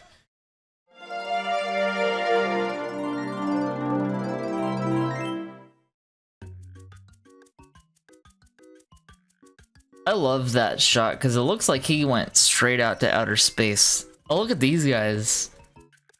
Oh man, what happened to Stroll and Stew? Always been very fascinated by this boat that is not how you get here and doesn't seem to serve any purpose for getting back. Why is this here? Okay, Delfino Plaza's over there, Ricco Harbor's over there, Bianco Hills up there. Let's see if I can spot Gelato Beach. Yep, there's Gelato Beach. Welcome to Pinna Park. Oh, thanks. Anything going on here? Anything of interest? just a normal day on the town. But Mario has a tendency to add bosses that require new mechanics that you have to learn during the boss, which I think is not great design. Okay, so a few things. A, Bowser Jr. exists apparently. That's like the first time he shows up, I think, in any of the games. B, EGAD designed the paintbrush. And C, he apparently gave Bowser Jr. the paintbrush. So is EGAD just straight up evil? Or what's going on there? This game finally tries to establish some like lore behind the Bowser versus Mario with Peach in the middle kind of story stuff. Obviously, the game wants you to think Bowser Jr. is just being manipulated. For a long time, I was pretty convinced that Bowser Jr. actually is Peach's kid or something like that. That is just a funny little piece of Nintendo history that I would be surprised if they didn't want to kind of bury that implication, because it's kind of weird. I like that this guy has like a multi-pronged assault tactic. He's got missiles ready and then bombs if you get too close. Also, I like the little guy. He's just a little mole guy. Kind of Monty Mole-ish. You win! The background is artwork either based on or actually lifted from Yoshi's Island with the crayon-style drawings. Yeah, so the theme of the backgrounds are always like children's playtime. It's another example of like sort of a meta narrative about Mario. Mario as a character is portrayed as like almost mythic and legendary, and then Mario as a franchise is portrayed as sort of the catch-all childlike wonder and joy and fun. I don't know, there's this sense that Mario becomes self-aware and self-referential around this time. This area definitely feels reminiscent of what the Galaxy games would become. Very gimmicky, very platformy, very abstract. I think part of why they did that with Galaxy is because the whole idea of these levels is that they sort of explore the nature of what Mario is. What is Mario supposed to be exactly? Like, the game. Not the guy, but the game. Like, is the game supposed to be a toy box? Is it supposed to be a playful children's world? Is it supposed to be an epic quest? There's so many things that can be culturally understood from the nature of Mario as a franchise, and every game kind of reimagines Mario the character in terms of this world and in terms of sort of what he means to culture. And I would say that started in Mario 64 and reaches a turning point here with these secret missions where the game starts to explore more and more the concept that Mario is not just about children's play, but is itself a form of it, as in, and granted this was first presented in Yoshi's Island, the idea of Mario not just being used as a toy as a game, but making it text, you know, making it so that Mario runs around inside of little toy lands. This, when it came out, was really surreal, and that made it exciting. It was this feeling of the secret levels are secrets, right? Like, you have to have a full sort of mini puzzle that you solve in order to get access to them, and once you get access to them, you're rewarded with these strange abstract worlds that are some of the most threatening parts of the game, and that makes these levels interesting because of the contrast. The Galaxy took that premise and made it sort of woven into the core world, and I think that something is lost in Galaxy 4. I think Galaxy's still really great, but as far as this goes, like, there's something great about that contrast between the naturalistic design and the surrealist design here that actually highlights the surreal nature here. That's kind of interesting when you look at it through the lens of Mario as a toy, right? And the Mario games as toys, as like playable little playgrounds for kids to have fun with. Because games were increasingly more interested in realism around this time, and having a blunt rejection of realism in Mario coexisting alongside a bid for a more realistic Mario. I almost want to say that the creators had two conflicting design philosophies that they tried to weave together through these missions by being like, what if Mario's a toy and a series of platform challenges, and then what if it's also like an immersive, realistic experience? I think they pull it off really well. I think that this contrast is its own sort of experience that you don't see in almost any games ever. I think that the sharp contrast is its own little emotional experience that is so rare in games. Oftentimes they're done in horror, but the thing is, there's always some conceit that makes it make sense. What I love about the secret worlds of Sunshine is that they don't attempt to make it make sense. I could spend like an hour trying to make sense of it myself because there's not like a narrative thing that makes it directly clear like why the secret worlds exist, what function they serve in the universe of the game, and why the things that lead into the secrets do, and also what the nature of each secret room is. Right? Like, it's just nonsense, but it's nonsense that is deliberately contrasted to a more sensible design of the rest of the game. It is most similar to the secret levels in 64, which also kind of do that, but making it like a not only required but like a significant portion of the game, I think really makes Sunshine stand out as this narrative oddity where it coheres itself as a narrative for the most part, and then has these random asides that are just completely contrasted to everything else and don't have any aesthetic or narrative coherence. There's just not anything like that in gaming. I really like the secret areas. The problem is that because there's so much to think about, but it's so abstract, it's like there's not really words for the feeling it evokes or what the point of it is. And that's really what makes games special to me, is that they're able to touch on narrative and aesthetic ideas that are more like paintings. They're not reliant on storytelling in the way that we think of it. Like, it can just be this experiential thing. And I love the experience, the aesthetic and gameplay experience of like solving a little puzzle that results in being drawn into this abstract world where nothing makes sense. That's like such amazing design, and it's such amazing storytelling, but not in that traditional film way. It's in a game way. Like this game is like one of the peak examples of like how to make a game feel great in the way that games can, and not feeling beholden to the whims of like the idea that just continuously emerges in gaming culture that we need to make games art, and art has to be more like film because film is art. And basically what I'm saying is we need way less of The Last of Us and way more of Mario Sunshine. I think Mario Sunshine is more forward thinking for games as a medium because it's not trying to be a film. Like, yeah, like The Last of Us could have a great story, but like movies have great stories. What movies don't have is these abstract qualities of ludonarrative that games excel at. We should excel at those things. We should try to make something that excels on that front. And Mario, as a kid's game, does excel on that front. I feel more attached to Mario, even though he doesn't say a single word in the whole game, basically, than I do to a character that's more complex, but that I don't feel attached to gameplay-wise. Oh, there it is. This is the first time you can fully see Sirena Beach from a different spot. I love this stack of Strollin' Stews with the big one on bottom. It's so goofy. What are they up to? What do you think they're thinking? They're like, yeah, the stack! I love when Jim does the stack. Everybody get on! Everybody get on! The stack!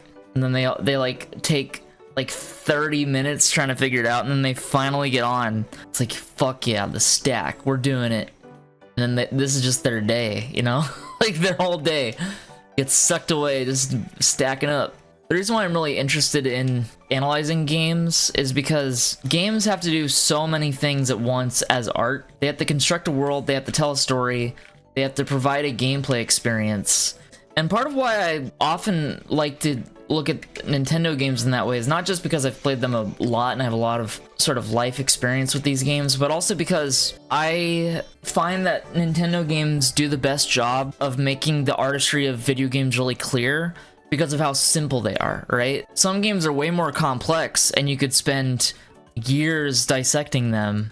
But the thing about Mario is that the things that make Mario great are all pretty obvious to players as far as like when you play the game, you get why people love it.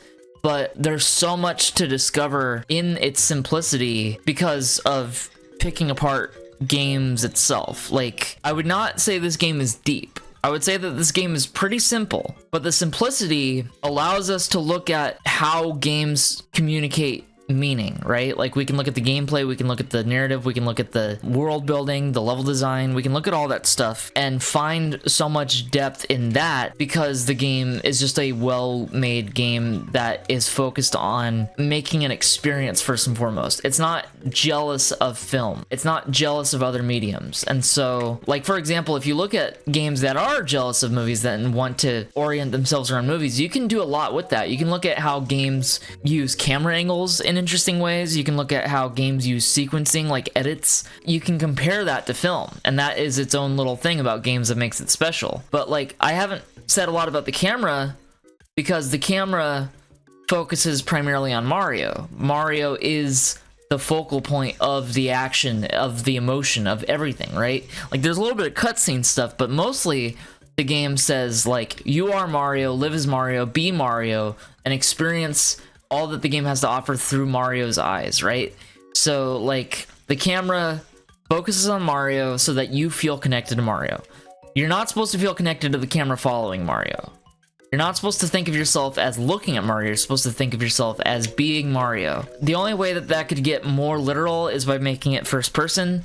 But the reason why they don't make it first person is because it's about the emotional realism of connecting with Mario and not about the literal realism. By showing Mario, you connect to Mario's expressions because you can see them. So when Mario is hopping with confidence, it makes you feel confident in the same way. Basically, the camera controls help establish that both you are Mario and Mario is your best friend, right? Like, you have this empathetic response to Mario, and you have a one-to-one feeling of being Mario. Like, it accomplishes both by having more of an emotional realism rather than literal realism. Because it takes you out of the equation of the experience and kind of makes you, like, it just puts you into Mario's shoes directly, the game becomes a portal to every other aspect of art in games that you're not as likely to spend time noticing in other games that are more traditional storytelling. Although you can still focus on that stuff in those other games, but why I pick Mario and why I'm really interested in Nintendo games is because they make it so simple to be able to highlight all these extra details about games that are noteworthy. Like, this is not the most involved story, but that makes it unique in the way it tells its story, and I really appreciate that. Oh my god, look at this. Look at the baby. Look at the tiny baby. It's in a shell. Ah! That's gotta be the cutest thing ever. I brought this baby to view the sunflowers, but this looks unsafe. This baby is such a sinister turn of phrase. Yeah, I honestly thought that too. It sounded like she was saying, like, she found a baby and brought it over, and not like, my baby. Like, whose baby is it, lady? Look, they're all sad. That's so great. This is so great. This is what I mean. This is exactly what I'm talking about, right? The traditional way to tell this story would be either through dialogue where they express unhappiness, or through editing and sort of highlighting that makes it clear that they're unhappy, so that way you're inclined to do something about it. But instead, in this game, they let you kind of experience the world as is, and they do softly guide you to where you want to be and why you want to do what you do. But the fact that you can just come up and see them in their sad state before you make them happy by helping drive away these weird creatures, I don't know, it helps you feel more connected because you're the one who makes the decision about witnessing it. Like, you bear witness on your own rather than the game telling you to pay attention to their sorrow. Like, you just see them sad and you want to do something about it, you know? And it's just cute. Like, it's just a cute little thing. I love Nintendo's ability to tell stories through just putting you in a world and letting you witness it on your own time, in your own way. It's great. I love that there's this guy in his little cannon, and he's like working, and if you come up, he pops up like, huh? Somebody want me? I like that Pinna Park is constantly under some sort of horrible, like, stressful situation, and the people leading you in are just like, right this way, Mario. Like, they don't have anything to say. Welcome to Pinna Park. And then you walk in, it's like, oh my god, everybody's dying. Yeah, like, this is a nightmare situation. I like that you can see him poking his head. Look, that's really funny. This is a reference to Mario World. The punching Koopas off of a grate. That was like first done in Mario World. They brought it back. Interesting little thing that I never noticed. The Mario series is like an endless remix of ideas from other Mario games. Something I talk about, the way that the Mario franchise works with its design is that it will bring back ideas from other games, but the games had like an idea that made sense in its original context.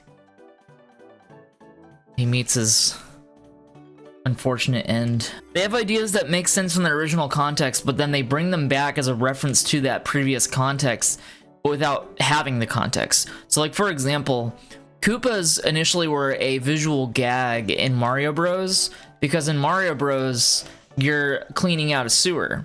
So the idea is that it's like an absurdity of like what would end up flushed down a toilet. Famously, people flush stuff like goldfish down toilets. I don't know if they meant it to be a pet turtle or just a wild turtle, but like the gag is that somehow this ended up in the sewer, and that's supposed to be funny. But then Koopas show up in Super Mario Bros as just a turtle with no context, right? And then the same thing happens again with Bob-ombs. Bob-ombs are a visual gag about a bomb that gets up and walks, because they shoot cannons in Mario 3, and I think Bob-ombs technically are in Mario 2, and they do it there too. The visual gag of Bob-ombs is that you're expecting it to be a non-moving bomb, and then it surprises you by being sentient, right? But then they bring Bob-ombs back in different contexts where that isn't part of the point anymore. Or it is, but like the original context is not overt anymore, like it was in Mario 3, where they literally shoot out of a cannon on a ship. And so a lot of what happens is that something gets introduced in a game in a context that makes sense, and then they reintroduce it in another game in the series without that same context.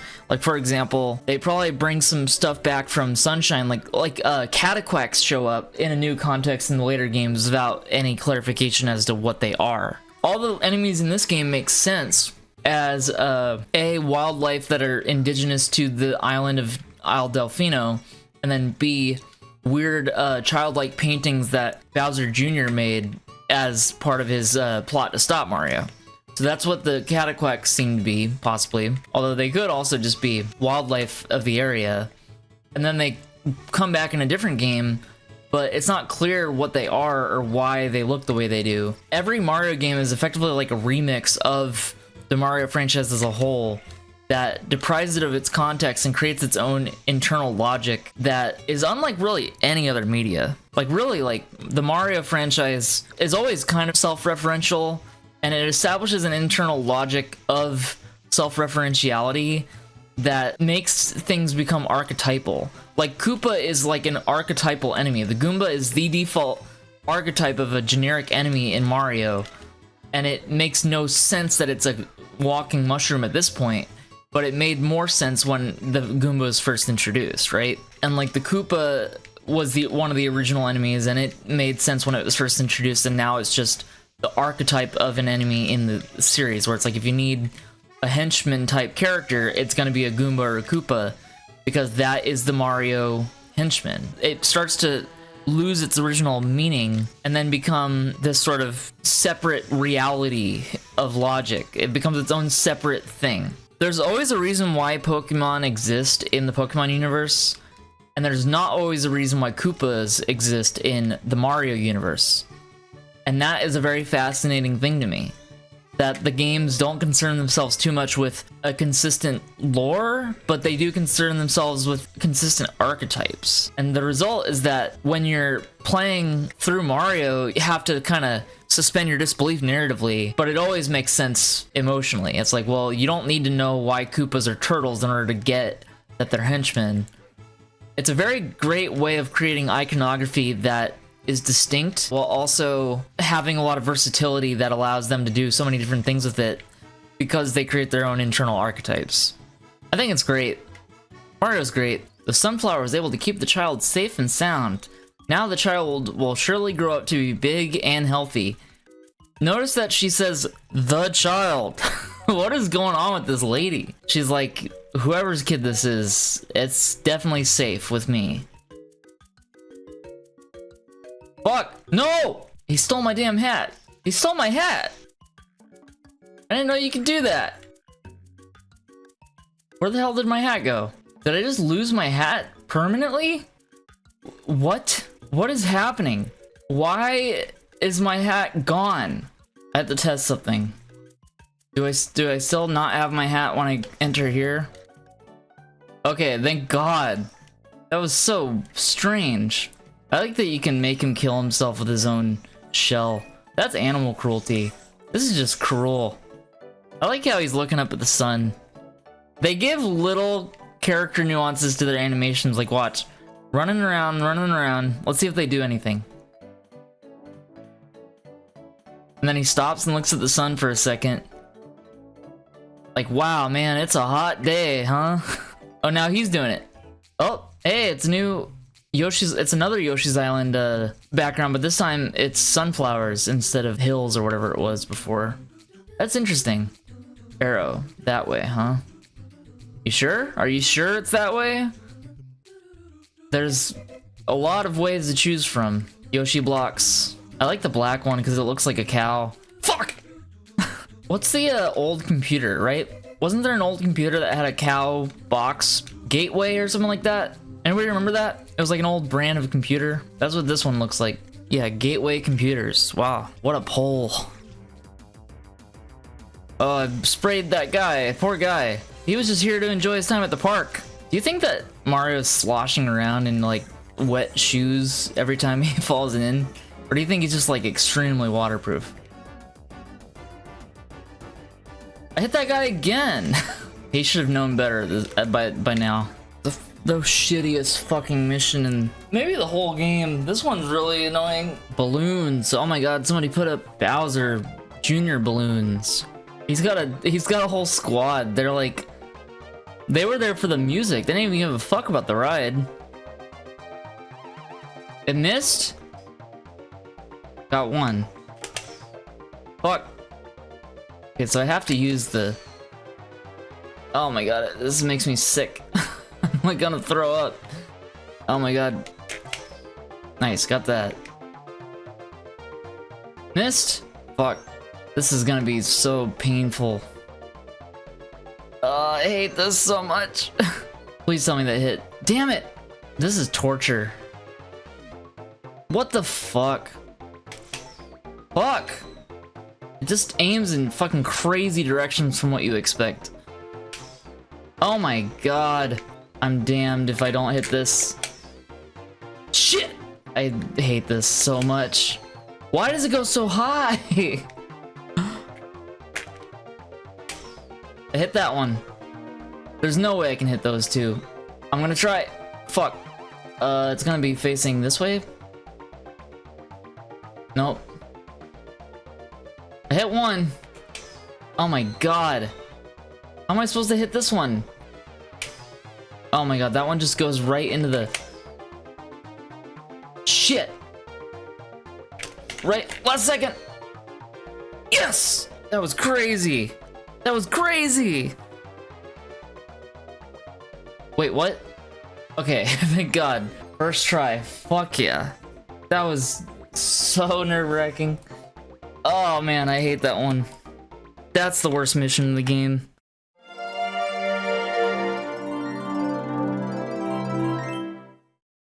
Poor guy out here cleaning.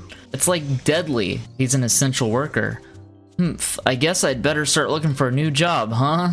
Absolutely, fucking A. Such a strange decision to have the boos become platforms when you spray them. Fuck. Put it in like the worst spot. The ceiling blocks me. Shit, no, fuck. Fucking bullshit. Why can I not hit these? You gotta love design, right? When games are designed. Fuck. Oh my god. I like the fake coins that don't move that turn out to be boos.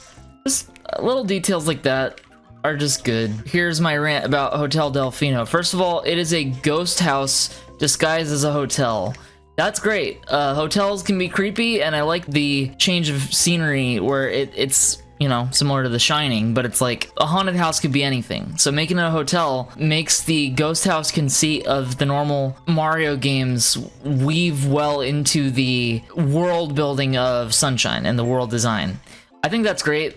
I also think it's great how this level has more puzzles like Boo houses do, and it is like a largely puzzle-based level. And then I also really appreciate the fact that the platforming is kind of kept to a minimum, and they keep the realistic hotel element where everything's kind of tight corridors.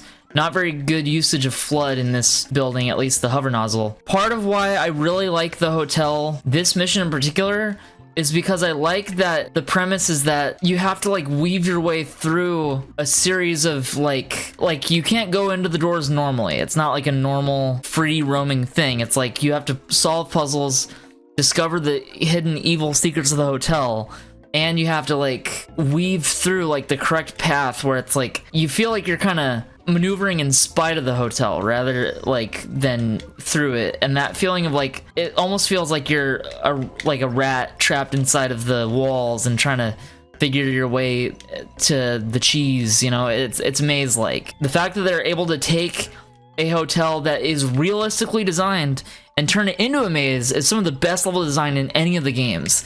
Like, it manages to be both a series of sensible bedrooms and bathrooms and vents, and also this like interesting combo of puzzles. Like this right here, it looked a little bit like a boo, and you're supposed to figure out to spray it. I bet there's dialogue that helps, but I get a really creepy vibe from this weird painting. But you want to know what I find even creepier than that?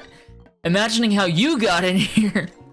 That's one of my favorite lines of dialogue in the whole game. But yeah, like every little puzzle is its own little thing, and there's just something really great about the design here. I like the close corridors Mario gameplay. I think it's unique. Do something about these ghosts and get out of my room, you weirdo. I like that they actually address the fact that you're violating people's privacy by doing this. Dulpic? Why is it Dulpic? What are these weird posters? I like the way he carries fruit over his shoulder. He's either really small or this pineapple's huge. Also, how do the Piantas get inside of doors that are that sized? I mean, that size makes sense, but up here, it's like Pianta would fucking not be able to make it in there. I like that you have to go through the maze again as Yoshi. It's a fun little detail. Also, these stalls are wide open. That has to suck. No privacy at all. And there's no door. Like, people can just walk in and watch you taking a shit. All the shit watching hobbyists show up to this hotel on the regular. They're like, yeah. Did you notice that all the slots have the exact same thing and they're all losing? Something I often come back to is the strangeness of the way that you enter and exit the casino, because you can't exit the casino once you enter it, but they show the exit. The exit being what appears to be an elevator with nothing in it, right? Like, and a window at the top. Like, is this supposed to be an elevator that takes you up to the doorway that we saw before? We started in a doorway and ended in an elevator, and there's no way back, and the elevator just seems to be a marble room. Very strange decision there. I've always been fascinated by this room slash possible elevator. You could just have it be closed, like the door could be closed, so that it's like, oh, like, that's where I came from, I can't come back, it's locked or whatever. But instead it's like, why have this? Why have that part? Guaranteed win every time. This is what happens when rich people go to casinos. It's like designed to give them better odds. They attract good business. And then they play and they're like, wow, I'm so good, my luck is so good. That's why I always win. And that's why I have so much money. It's because I am just born with better luck. Wow, thank you, casino. This one has a different background than normal, and it's also in a sunset theme. Let's look at the background. So this is odd, huh? That's interesting to think about. So this is not children themed, right? Like, it doesn't have children's energy to the background. It's just, whoa. Do you see that? It's a cloudy sky with a nighttime sky behind it. You can see the stars, and it goes on into darkness where it looks like we're surrounded by clouds. And then at the bottom is just a black void. Well, kind of a dark blue void. But there's a sunset, and there's a sun. And there's seagulls, too. Very different layout and design from the rest of the... Okay, so here's my little fan theory, right? The secret was inside of a casino. Having it be children's themed in a casino might be a little weird. And so they might have changed the aesthetic for this one to avoid the accidental implication that there's some children's playground inside of a casino, basically, or something like that. That's just my guess. You know, it's not based on anything other than speculation type stuff. You know what I just realized? It's the same. It's the same. Isn't it? Look.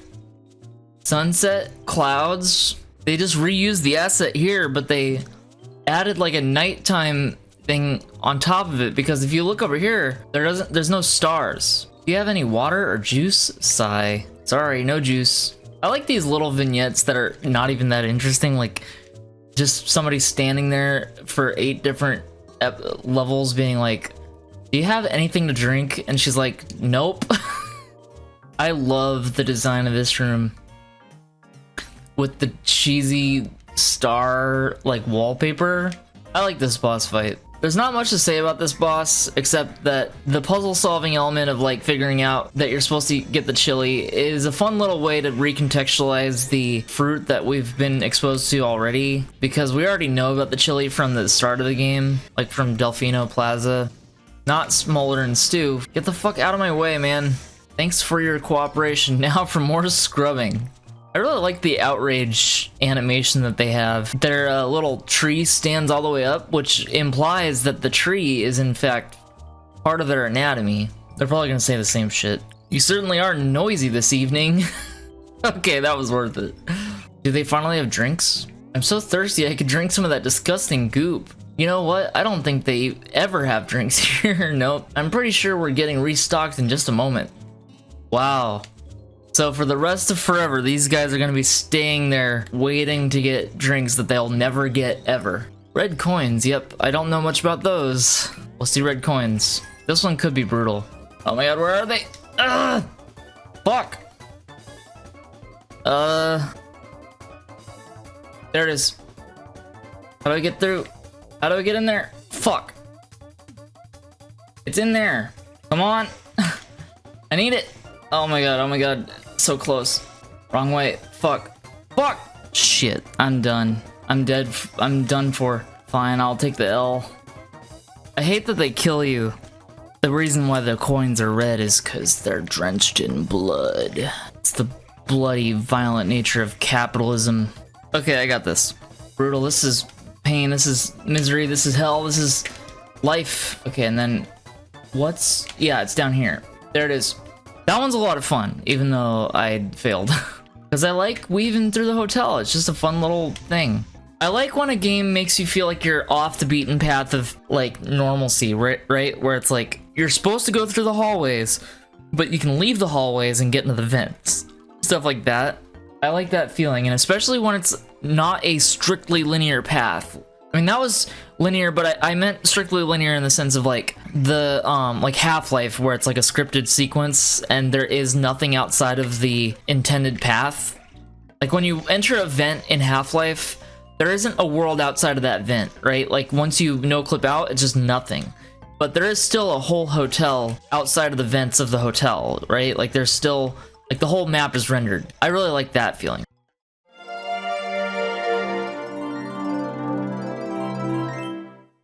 Ah, welcome. Master Mario, I presume. We have heard much about you, yes, and all of it good. So, 2 things. First thing, I really appreciate the fact that this guy describes a reputation that Mario has developed, right? This is proving my point about how, through acts of good Samaritanism, he wins local culture over. It's not just that people start to respect him who he's personally helped, it's that he develops a reputation. Like, people are talking about all the good he's doing. So he's developing a reputation as like a good guy. Like he's actually winning over the culture and not just being a hero, you know? And I really like that. This is like exemplary of the themes of the game. It's like the themes of the game are that as Mario progresses, he acclimates to the world, he acclimates to the culture, they accept him as one of their own, and then he gets to participate in their culture at the end of every level progression. The second thing, just as serious, is that I always thought the paint in the game kind of looked like tasty, you know? And I want to ask if anybody has any opinions on which paint in Mario Sunshine looked the tastiest? My pick is either this one or the blue stuff in Sirena Beach, the lightning stuff. You know that shit was sour. That was peak sour flavor, right? Like some kind of crazy combo of like blue raspberry with like maybe lemon or lime or lemon lime, and you just know that shit was tasty as hell. I really like this little environmental puzzle.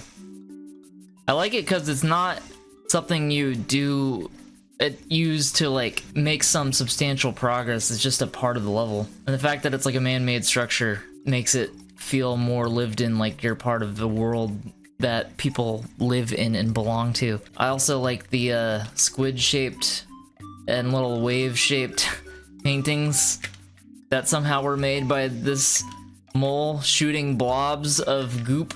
Noki Bay is a W for the sunshine experience. I need to put this down so I can... What the fuck just happened to it? I love the little guy. I like the little mole. S tier. Goated. I like this lady because very inexplicable raccoon person. Why is there a raccoon person? There's no like raccoons in the rest of the game. I like the sudden boss. There's no build up to it. The music just starts. As a young person, the amount of games, especially Mario games and TV shows and all that shit that have you just wear a glass bowl on your head to function as an air maintenance thing, like a space helmet or whatever, really fucked with my ability to comprehend that like that would not work in real life. If you went to space with a glass bowl on your head would probably just explode, and if it's tight enough you would just suffocate. Also, he gave me a helmet, right? But like I'm still dying. What gives? I like the ropes, they're a lot of fun. The game does a good job of adding new details to the platforming and design that does feel very loose and casual in a vacation-y way. I really fucking love this game, man. Like I don't think it aged that poorly. I think it holds up in spite of some obvious like time constraints that they had to make it. Like I think the core of the game is incredible, and it's just a little bit of reused content and some stuff that could have had some sort of reworking that they left in kind of a not as finished state, you know? Stuff like that. No doubt about it. Now gather your courage and die. Dive. Sorry, dive. I don't hate this mission as much as others. Poor guy. He just wants his teeth cleaned. This is a great example of the storytelling element, because this is like a boss where you're a good Samaritan. He's not actually your enemy, he's just in pain and you're trying to help him. He's just a natural part of the environment and you're trying to be kind to it. It connects all the themes together. This is actually one of the better parts of the game as far as like making the game make sense in terms of the narrative thrust. Like it's a level about, you know, being a good Samaritan, being an environmentalist to an extent, and also like acclimating to the world around you, you know? It's just a shame that it plays like ass. Remember to take proper care of your teeth. Important PSA for all the children playing the game. Yeah, that Eagle's dead. I like this secret a lot. It's up there for the best ones. Fuck. No. Fuck. Fucking bullshit. How did I get up there? This part's crazy. They invented this to make you feel pain. This part's fucking scary. This one goes so fast. This part's scary too. This whole level, this whole secret is a nightmare. I believe in myself, I believe in myself, I believe in myself, I believe in myself. Oh god, please. Yes! Curses, I won't forget this. I will. The baby lady's back. What a poor, grieving woman who, through her grief, has somehow kidnapped a small child. Master Mario, our people have all come back at last. To show our thanks, we've prepared a fine treasure for you. It lies on the ocean's floor, so please go there and claim it. Just remember to watch your life meter. It'd be so funny if he was lying.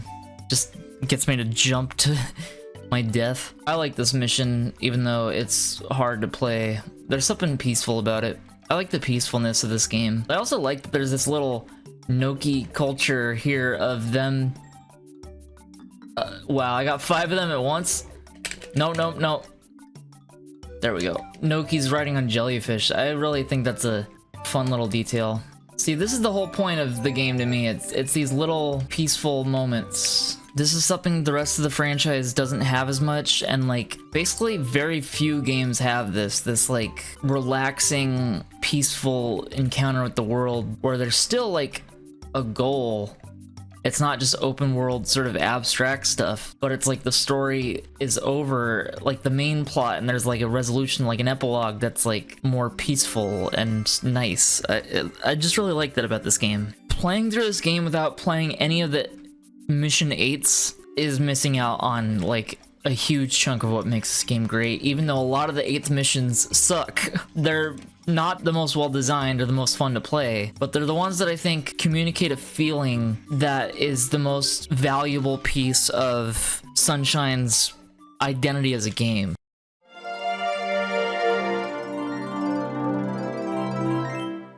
I like that this one switches between day and night. I like the aesthetic of the nighttime here, where it kind of looks a little bit neon at points. Oh my goodness, this is awful, completely awful. My little darlings have nasty fevers and it's driving them mad. Normally I grab their tails and spike them into the ground, but they're too hot to touch now. Ooh, it burns me up. Oh shit, she's pissed. What do you want? Would you just stay out of my way? Already promising. I like that the Nokis are way nicer tomorrow than the Piantas. What a strange village. There's no, like, buildings. To tell the truth, the old gal bugs everyone around here. Don't mention her pets, though, or she'll let you have it. That's why no one around here wants to talk to her. Oh, there's drama in the Pianta community. Chain chomplets, I have no time for them. What do you need? What time is getting taken away? What even is the economy of this society? There's, like, not a thing that anybody does.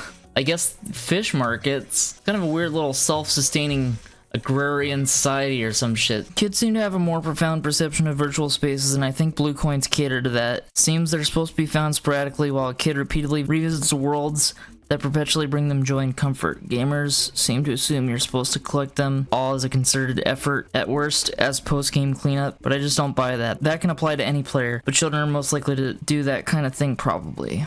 Yeah, I agree. I mean, so I think blue coins get way too much shit. I think the problem is not that they put in too many blue coins, but that the ratio of blue coins to normal missions is a little bit too slanted in favor of blue coins. That said, the thing that I like about the blue coins is that they encourage the player to kind of think perceptively about the world around them. It's less about getting 100% completion, which I've never gotten. I've never gotten 100% completion in Mario Sunshine, but it's still fun to get blue coins and to get the stars associated. Like, I think of blue coins as something that you look out for, but you don't make it a priority in the mission at all. And I really like that feeling of like little rewards for what you do rather than big ones. I think blue coins do a good job of incentivizing the player to be more creative about the world around them, to like be more involved in thinking about what they need to do, what they want to do, where things are. Like, there's so many different ways that you can get blue coins, and I really appreciate that. It's not one path. You can find them along the path in various ways. Basically, I just think blue coins do a great job of making the world feel rewarding extrinsically while still allowing... It's almost like rewards for continuing to be invested in the world of the game, rather than rewards for completing it. And I think they had some be pretty cryptic intentionally so that you're less likely to be inclined to try to get 100% completion. Because I don't think the point of the game is to create extrinsic reward. I think it's trying to create more intrinsic reward, and so they de-emphasize the extrinsic reward of blue coins compared to secret stars, which are more extrinsically rewarding, because it's a big part of progress. Blue coins are a small part of progress. It actually kind of reminds me of the Wonder coins a bit in Mario Wonder. I like that their town is like literally in a fiery inferno, and they're like, no time to stop dancing. This is all we can do at this point, so don't get all mad, okay? Hey, they explain it. There it is. Fuck! That was the worst. And I'm supposed to get up there, right? There it is. Look at that. Doesn't feel like a true Sunshine level until you've cleaned up some goop, you know? This level is all about fire. Everything lights you on fire in this level. It's an odd choice.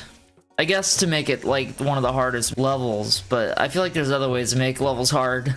Alright, I've cleaned enough of it. I'm satisfied. My innate urge to clean things only extends so far before I get bored. Don't worry, that pup wouldn't hurt anyone. I don't believe that child's a fucking liar. That's actually interesting that they changed the irrigation based on time of day. Like, this is the only level with a day-night cycle, which isn't very complicated, but the fact that they have like a bit of an ecosystem that is dependent on what time of day it is, where it's like, my assumption is that it's so hot in Pianta Village that the well dries up during the daytime. I think that's a really interesting detail. I really think that when you're making a game, you want to have little details that don't matter a whole lot for the player, but that really give the world some credibility as a world. So I appreciate that. Come on in, sir. Were you expecting it to be a bit busier? I take it you're the shy type, so you can keep your cap on. Clocked. Now it's the chain chomp. I can't take much more of this. That guy's moving out. He's skipping town. Why is it a they? They, them, chain chomp, based. What the hell? That fucking sucks. I'm gonna do it the old-fashioned way. This mission sucks. I want to like it, but the mechanics are so clunky. I like the good Samaritanism of the game, so I like that you're saving the town from annoyances, you know? But the problem is that it's annoying to you, the player. Everyone's favorite level in the entire game, right? Say it with me. I'm a chuckster. The festival is almost here, yippee. Everybody's so darn festive. I say bah, but what can you do? That's me, I relate. I don't like festive stuff. There's actually a big festival happening in my town and I'm ignoring it because I don't like it. I'm not in the least bit merry. Nope, not at all. Not merry. Relatable. Oh, this guy's going fucking crazy. It's sensory overload, he can't handle it. He's got to run around. Where's the fluff? The puffy fluffy fluff. Fluffy fluff, fluff-de fluff. Great dialogue. Fluffy fluff, fluffity fluff. Mayor's wife. Everyone's really excited, aren't they? Mom? It feels like it's getting close to Fluff Festival time, so that's his mom. Piantas do not age. There's no way to identify the age of a character. I guess the only thing that separates the Piantas in terms of age is like size, the presence of a mustache, and then the fact that Grandpa has like a gray mustache. This is between me and you, okay? You better not tell. You know the mayor's wife? Well, she has a secret cash stash. So is that the mayor's wife or the mayor's mom? Fluffy fluff fluff. Puffy puffy fluffy. I'm a big fan of writing. Tarantino, eat your heart out. Yep, that's what Gramps likes. He's a sicko. He's a sicko. He'll fucking ride or die for that spring. Okay, let's see what Yoshi wants. Banana, man of taste, I see. Banana, goated. S tier. Banana knows what it is. It's not confused. Alright, everybody's favorite mission. Here comes the hot take. I like this mission. It's a very different vibe from the entire rest of the game. It does rely on mastering a mechanic that you have very little input on. It's very easy to die. But there's a lot of things I like about it. I really like the color palette. I like the nighttime sky background. That's another new background for secret levels. I like the chucksters. I think it's funny that they just say, I'm a chuckster, and then immediately throw you. I think that's really good comedy. And I like the menacing buildup where you can see them all lining up ready to throw your fucking ass. I don't know. It's just a good little piece of slapstick humor. I don't know. Howdy, I'm a chuckster. You'd better be careful when speaking to powerful Piantas. Some will chuck you straight up, but most chuck you backward. When it comes to tossing folks, well, I'm a chuckster. I'm gonna read every single time they say I'm a chuckster. I'm a chuckster. Nice. Don't hold back. Gyar. Higher, higher. That was awesome. The fuck out of my way, strolling stew. I'm a chuckster. Nice. Don't move, don't move. Okay. I'm a chuckster. There it is, first try, see? I know what I'm doing on the chuckster mission. Another generic Good Samaritan level. but this one's pretty good. It's one of the least interesting gameplay levels in the entire game, but I don't mind it because I like that feeling of being a good Samaritan, and I like that this one has a more direct impact on them. You're not doing some random thing. You're straight up helping people. I almost wish there were like fetch quests. Well, there are. It's in the Delfino Plaza. But I wish there was more like doing chores and helping people kind of stuff in this game. Oh shit. That was not good. that was danger. Everybody is still bouncing has a coin left.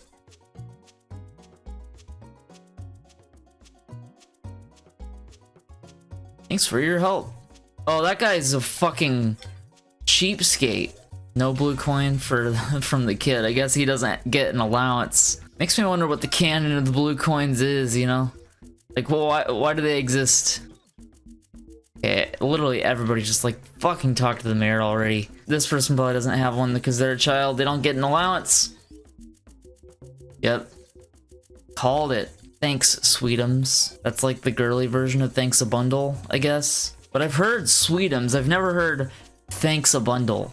That's like never come up outside of this game. Mayor, slow the fuck down.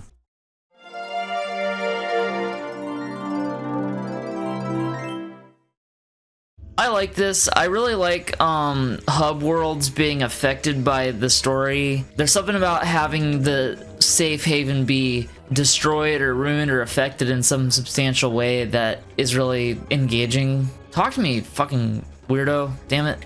I fell. So this is one of the shining eyes of Isle Delfino. I guess I just don't understand city life. Am I supposed to be soaking wet? It sure is brighter. Have our shine sprites come back? A few people that just have one thought on their mind, which is, look at that sun. Okay, these freaks. The town's flooded. It's a concentrated storm or something. The town's flooded. It's a deluge from the sky. The town's flooded. It's like a tidal wave from the sky. Toads are like a hive mind. They don't really have unique thoughts.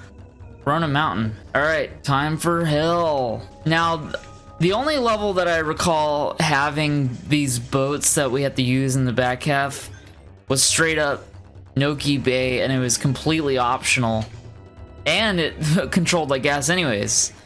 So this is a good example of like, don't force the player to learn a completely new mechanic at the very end of the game, because it's artificial difficulty. It's not a test of your skill. It's requiring you to acquire a new skill, which isn't hard. It's just irritating. I mean, it's not any harder than doing anything else in the game prior.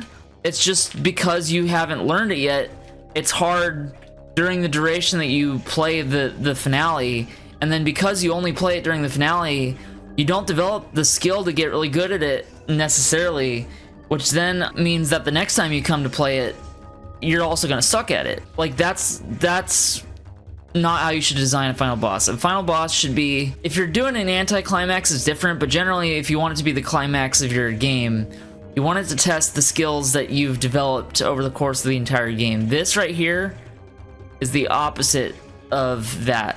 I mean, sure, squirting is something I've had to do. That's horrible phrasing. Well, look out, look out. That was so fucking close. This is brutal. I'll make it though. Which way turns it? Oh my god. It just turns wherever the fuck it wants. There it is. Wow. This is hard. This is difficulty. Whoa, look out. That was so fucking scary. I got stuck on it. First time we ever get to hear Bowser talk, and it sucks. Nothing interesting to say about this boss. It's not very well designed. It's kind of a pain in the ass. I don't hate it, but it's one of the lesser final bosses in Mario. Of the mainline Mario titles, it might even be the worst that I've played. Fuck. Did I survive? Did I survive?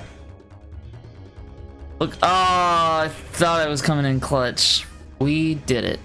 While the game quote-unquote ends after you pass through Corona Mountain and defeat Bowser in his weird floating shine sprite-shaped hot tub, a big part of the experience is a lot of the optional content that, for better or worse, invites the player to spend more time in the world after the core story is done. Corona Mountain opens up after you've completed the 7th mission of each level. meaning that there's a lot of optional missions that get left out. While you could save all of the 8th missions in each level for the post-game after defeating Bowser, I have a particular way of playing the game that I find flows best. Beat up to the 8th mission of every level except for Pianta Village.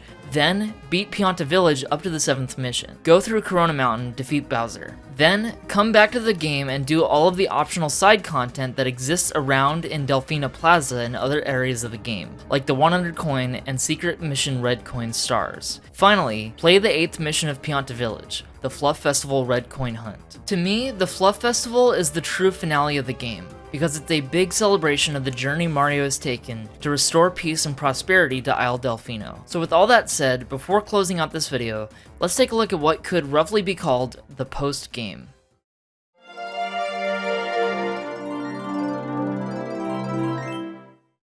Oh Mario, is the princess going to be okay? She's fine. I saved her. Oh, I hope nothing bad happens to our dear princess. Master Mario, please help her. Oh no. Oh Mario, will the princess be okay? Mario, is the princess gonna be alright? What's going to happen to the princess, Mario? They're like a dog. They're like dogs that are owner left. Princess is gonna be alright, isn't she? Like, she's coming home, right? She's coming home? Is she coming home? Where is she? When your owner leaves for like 5 minutes. Could this be the end of the game? I hope something else happens. Meta.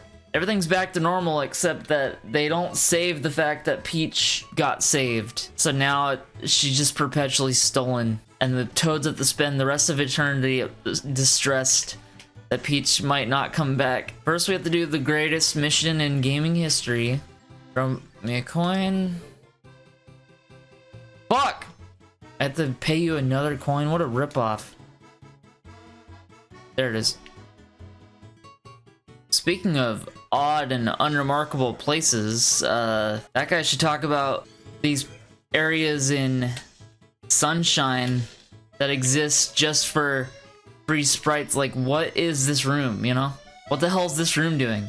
What is the function or purpose of this room? There's a lot of things in Delfino Plaza that just don't make any sense, except as a hub world, and I really enjoy that.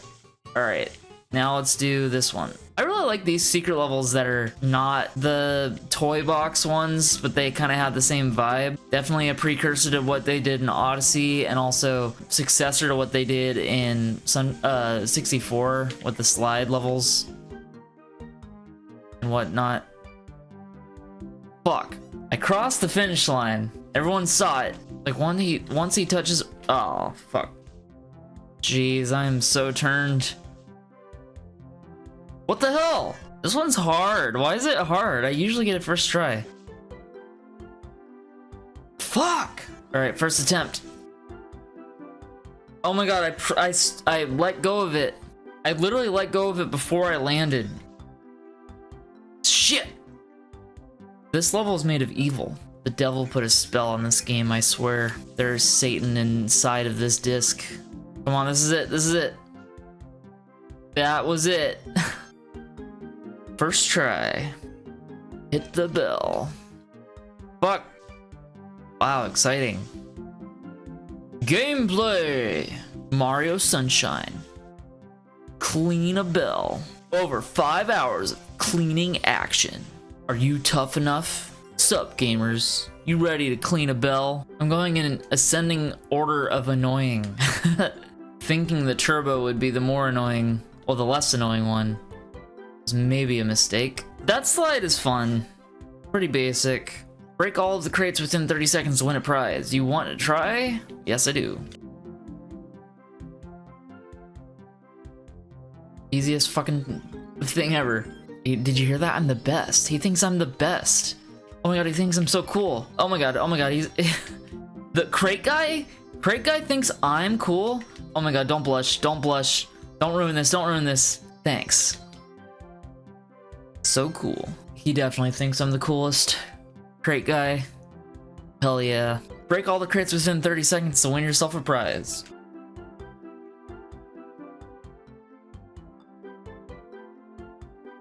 That was great, you're the best.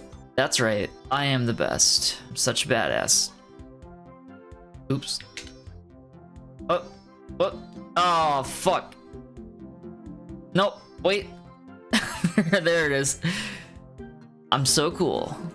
I'm the best. Yoshi is fucking hanging out. He is so chill. I like this. This has always been really fascinating to me. This like another liminal space moment where it leads out to this like barely rendered like exterior little secret hole. I just realized we're inside of a giant potted plant. Like this is a plant pot. All right, everybody's favorite. Jeez. This is gonna be rough. This could be a fun little goofy mission, but they really fucked it up. The physics are so clunky. I don't hate it, but it's definitely one of the worst missions in the game. Like, how do I get over to the left? There's like no way to game it. Fuck. Fuck this mission, man. This is gonna be a while. All right, first try. That joke never gets old. I don't understand how to manipulate it to put me in a new direction. That's bad design. Like, it's really bad design. Like, I don't understand what I'm doing wrong when I'm not getting... I'm trying to go left to land here. And okay, so now it works. It just works whenever it feels like it. Like, I'm gonna hold right, see where it puts me. Puts me in the center. I have to go left. Fuck. Shit. Fuck. Hell. This is hell. This one is designed by Satan. There are demonic forces inside of this game, I swear to God. I swear to Satan. What the hell is going on here now? Mario is like fucked up. He doesn't want to do it anymore. He knows it's nothing but pain. Why is this even in the game? Like, why pachinko? Just as a tribute to fans from Fuck! Is this really how I die? Is this really how I game over? This is what brings me to my knees? Popular in Japan with boomers.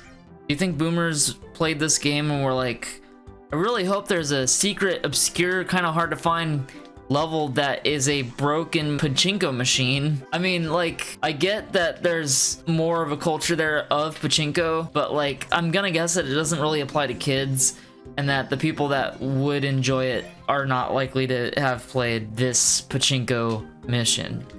It might just be like because somebody at Nintendo enjoyed the idea of making this, but they certainly didn't make it very well. Fucking bullshit.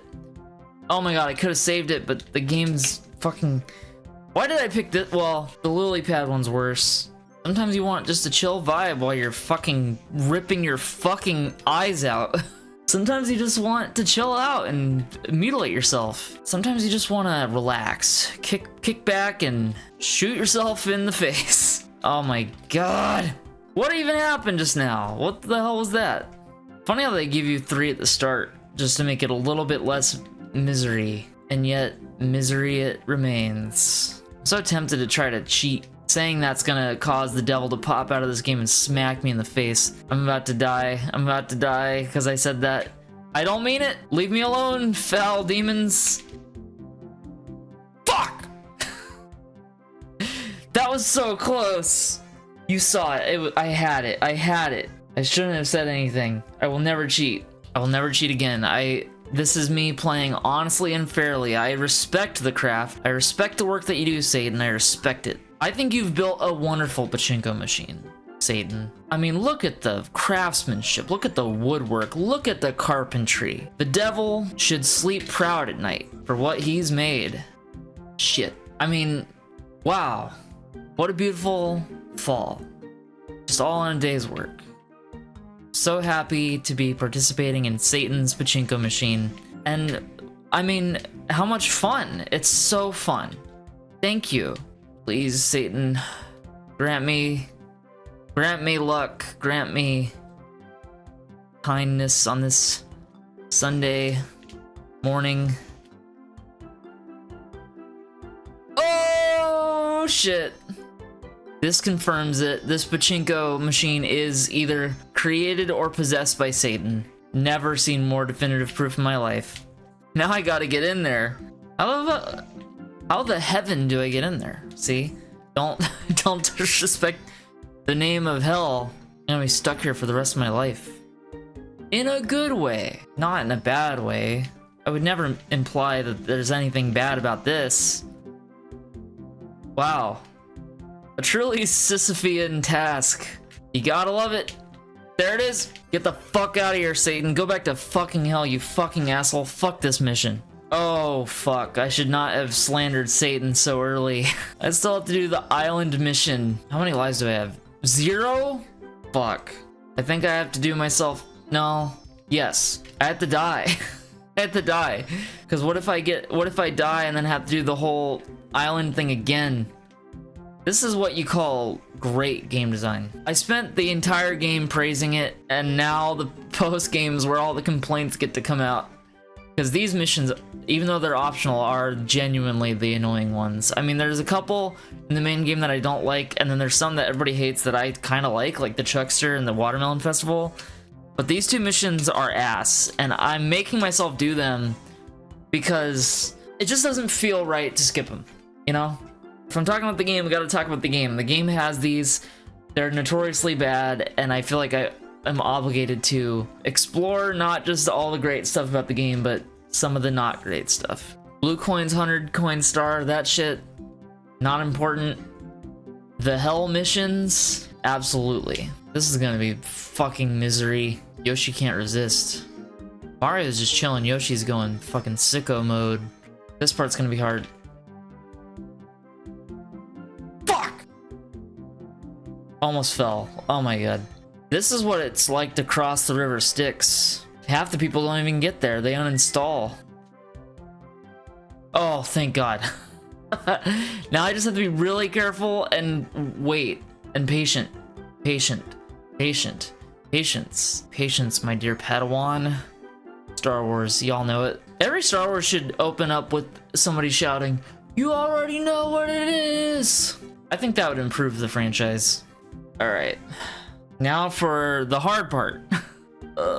This mission is misery.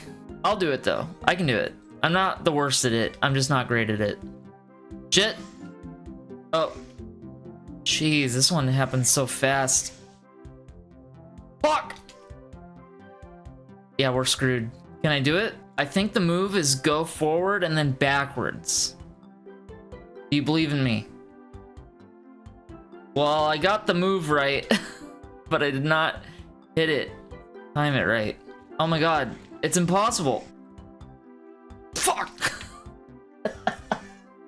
Damn it. Oh, this mission's a nightmare. If I don't get it in one continue, I'm not gonna do it again.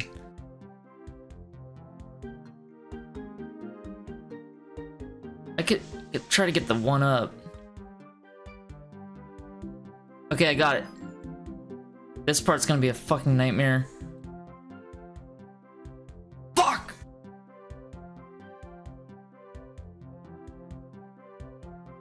Nah, there's no way. Fuck! Fuck! Gonna make me like throw up with anxiety. Get over there, get over there. Yes! Shit. Now what can I do about this? Does it respawn? What do you think of the odds that it comes back if I just like go all the way?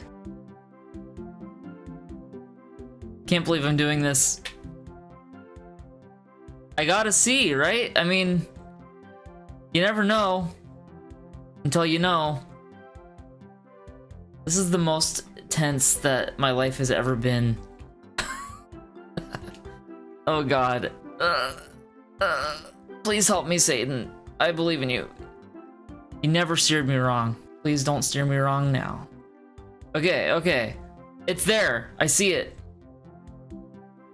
Don't accidentally get too just off center. Ooh, that worked. Look at the pipes. Where are the pipes coming from, and what are they pumping? Poison? I like that they created just barely a little bit of realism. Okay, I'm not gonna go crazy fast this way because I want to make sure I'm well aligned for that final 2 or 1 or whatever. There's 2. Fuck. Still missed it. Oh god. Okay, okay. Can I go back? I can. Fuck this fucking river, man. Fuck! What the hell is that fucking bullshit? This is evil. This is designed by Satan, so I have to be on my best behavior. This one is so much more miserable than... Oh god. I'm just going for the life at this point. Oh good, yeah. Let's just be done. Okay, the life. Okay. Shit. On my ass. Okay. Okay. I'm so sorry I have to do this. I'm so sorry. I have to go back. Two different kinds of death. The worst fucking tightrope you could ever walk. Imagine drowning in poison or falling millions of feet. The air's gotta be fucking thin around here.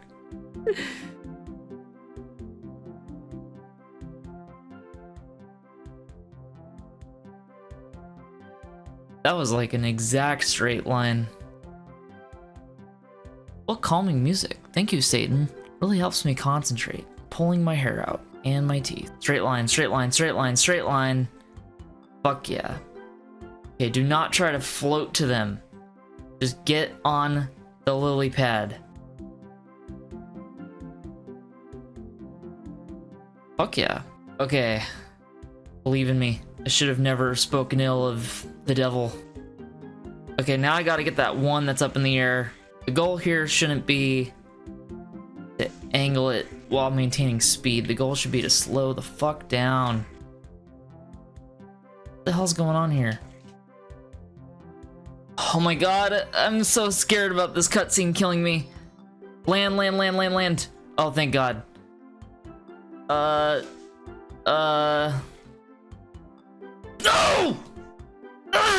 It died. I knew it was gonna do that. Fuck. You could hear the anger in my voice. I haven't given up yet. This time I'm gonna get in one go because I'm a fucking peak gamer. No. Not quite. Fuck that lily pad. I'm going the rest of the way solo. Okay, this time it's gonna be a little easier. Alright. Back to the tightrope. Can't believe I'm still playing this. I can't believe I haven't game overed.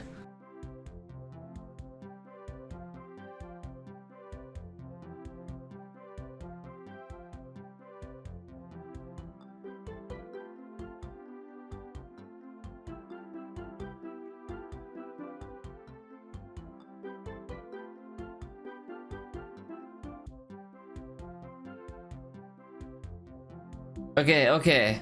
Now I just gotta get the easy one, right? It's like an easy one. It's like it's on the curve. Fuck. No, no, no. I'm on the edge. Please tell me I'm not dead. Oh, thank God. Oh, God. Okay. Stay on this for a little while longer, but don't get too cozy. There it is. Wow. That was, oh, that was worse than Pachinko for sure. That is the most painful star in any of the Mario games. It's not necessarily like the lowest quality, but it's the most emotionally affecting, like it in a negative way. Like it's upsetting to play that star. Love for you to bring me some fruit. I'm craving some bananas. Yes, I will steal some bananas from the market and give them to you for payment. Seems unethical. Pineapple, yep. This one's fun because it's basketball. Literally. Oops, sorry. He's not gonna want my business again. This is so fun. And I fucked it up so bad. Flung that shit into space. You're gonna see pineapples in low Earth orbit. Okay, let's see what the coconut lady on the island wants. I'm gonna take a guess that she wants coconuts. Coconuts. This one's fun because you have to get it off the tree. Hello, you want to work for me for a little bit? I'd love for you to bring me some fruit. I'm craving some durians. What a coincidence, because your basket is sideways for durian deposits. The durians don't get enough time to do anything interesting with them because the mechanic is very odd. I really like the raccoon and the little raccoon. I'm a big fan of the little raccoon. I just have to point that out. That swing won't move even if you push it. It's just too big. Hey, that's quite a device you've got on your back. That's a fun little way to tutorialize. I want to say something about this. They spend so much time hyping up the Fluff Festival, and then when you finally see it, it's like 8 guys dancing in one spot. There's nothing unique about this compared to what they already do, except that they're congregated in one little concentrated spot. It's a very small town energy where it's like, oh, the big exciting thing's gonna happen, and then the big exciting thing is everybody just gathers and music is playing and they dance. It's like so basic, and it's like there's a limitation to the GameCube. Like they couldn't render like mass amounts of people, right? Having it be a small, tight-knit community village really helps make it so that the limitation doesn't really cause any narrative dissonance, because it's like, yeah, like a small town does like little corny things like this. Like this is a big event for a village, you know? But it's like when you see when they spend so much time hyping it up and then you finally see it, it's like that's it. The big festival is just they gather and they dance. To me, honestly, this is the like finale of the whole game. It's not like, this is why I wanted to do this one last, is because this feels like the game is well and truly over once you've beaten this map, well, this mission, because it's like a big celebratory, like, I'm glad you had a fun time, thanks for playing kind of moment. And honestly, it made me a little bit emotional reading some of their mundane statements, because there's something about when something that's a really uplifting, positive sort of artistic experience comes to an end, where you almost get kind of sad because it's over, where it's like, yeah, like, Mario's not dead, it's not some tragedy, I can play this game whenever I want, but there's a finality to it of like, this is the last time I'll ever get something new that is Mario Sunshine, you know? So it's like, you start to wish you could see Piantas again, you wish you could see what they were up to. There's this feeling of like wanting to be in the world for longer, wanting to be a part of this little culture for more time. And I appreciate that Mario Sunshine has these 8th missions that actually allow you to be a part of the culture for 1 mission each. I just almost wish you could do it more. I wish you could just spend time in the post game like meeting new characters and familiarizing yourselves with one that you already know. Like, there's just something really, I guess, comforting about this game, and especially the post game, where like seeing everybody happy and everything restored to normal, it's like you wish you could see more of that world that you've helped sort of bring back. And because you can't, it's like, I don't know, it feels bittersweet to see, oh, look at the big happy festival, everybody's having a good time, but then also be like, damn, I'm like out of stuff, this is it, we're done. Yeah. I don't know, like, a lot of Nintendo games, when they're over, it gives me this nostalgia feeling, and I mean nostalgia in, like, the traditional sense of, like, a pained longing for the past, where it's, like, you're kind of connected to your youth by replaying these games. A great game still keeps that connection alive, where you still understand what drove you to it in the first place. Like, when I play this, I understand why I loved it as a kid. I understand why I obsessed and why I played it so much. It's just a delightful game. It just feels communal. It feels really inviting in a way that, like, maybe I needed that when I was younger, and I kind of, you know, as an adult, it's not a bad feeling to have. I don't know, I think Mario Sunshine might be kind of high up on my list of favorite games ever. I mean, there's a lot of flaws with it, but every time I come back to it, I'm just so happy the whole time. Like, even when I'm upset, even when I'm annoyed, even when I'm frustrated, I'm still, like, finding myself coming back to it and doing all the same things that frustrated me before. It's not like I skip the pachinko machine when I replay the game. I still do the pachinko. I still do the lily pad mission. I still do the ones that frustrate me, because it's like, I don't know, it's part of the experience. I think this game could have been better. They could have struck a better balance of difficulty. They could have had a bit more variety in the missions. But I think that what this game did so great that other games just haven't done is, like, to really capture that feeling of, I almost want to say escapism. Like, it's the feeling of the game itself being a getaway, in the same way that the plot is a vacation and thus a getaway. Like, if there's anybody that could use some time off, it would be Mario. And so these last missions are like just a lovely little experience that really makes you feel happy that, like, Mario gets some peace and it kind of brings you peace too. I find these games to be very rewarding to play over and over again, and I think Sunshine has a little bit of struggle on that front. When you give it a break and then you come back to it, it's like it almost gets a little better every time, even though the stuff that's bad maybe gets a little worse every time or stays just about as bad as it was. I don't know. This game makes me really happy. I really hope that people who have heard negative things about it play it for themselves, and I hope that if anybody has some, you know, resentment towards this game having played it, I hope that if they see this, that it helps them kind of maybe give it a second chance or maybe think about it a little bit differently.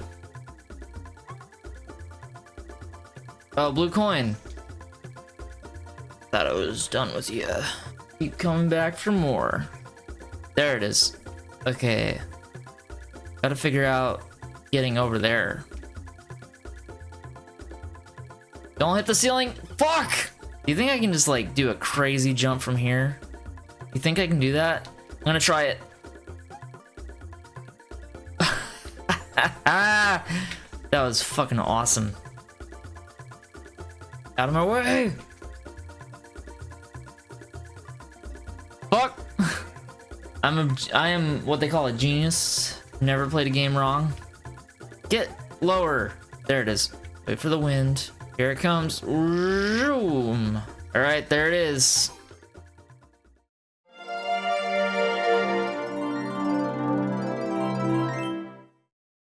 Reflecting back on Mario Sunshine, I found myself asking the question, why do we play games? The easy answer is entertainment. We have fun playing games, so we play them. There's nothing wrong with that perspective, except that it's incomplete. Games are more than just fun. They give us an experience that hopefully can stick with us. Those who are drawn to the more social aspect of games likely find stories and memories in their experience of playing games with friends. But if you're more introverted like me, you're likely more drawn to the kinds of single-player experiences that a game like Sunshine offers. Sunshine is unique in what it offers as a single-player experience, because its design priorities were caught somewhere between the more skill-based traditions of a platformer and the more cozy world-based elements of games like Harvest Moon or Animal Crossing. The game wants to be both a Mario game and a vacation game. The way that the game manages to accomplish both is by having the core story of the game be its traditional platformer gameplay and having a lot of the post-game be more focused on the idea of Mario on vacation. This makes it so that when you beat the game, you're given this more relaxed, inviting side of the game that opens up to you and draws you further into the world as a lived-in place. As someone who struggled with socializing throughout my life, I find Sunshine to be really comforting in a way that I hadn't really given much thought until right now as I write these final thoughts on the game. Because really, I've always felt like an outsider. I had to move from new town to new town once a year throughout my youth, never giving me enough time to really connect with people before having to start all over. While things obviously change as you grow up, some feelings linger into adulthood because of the profound effect they had when you were young. Mario Sunshine is a game about being an outsider, but finding your way into a culture and being accepted as one of their own. In a way, Sunshine is an optimistic look at issues I was facing when I was younger, and it resonates with me more now because of how aware I am of how much I was struggling back then.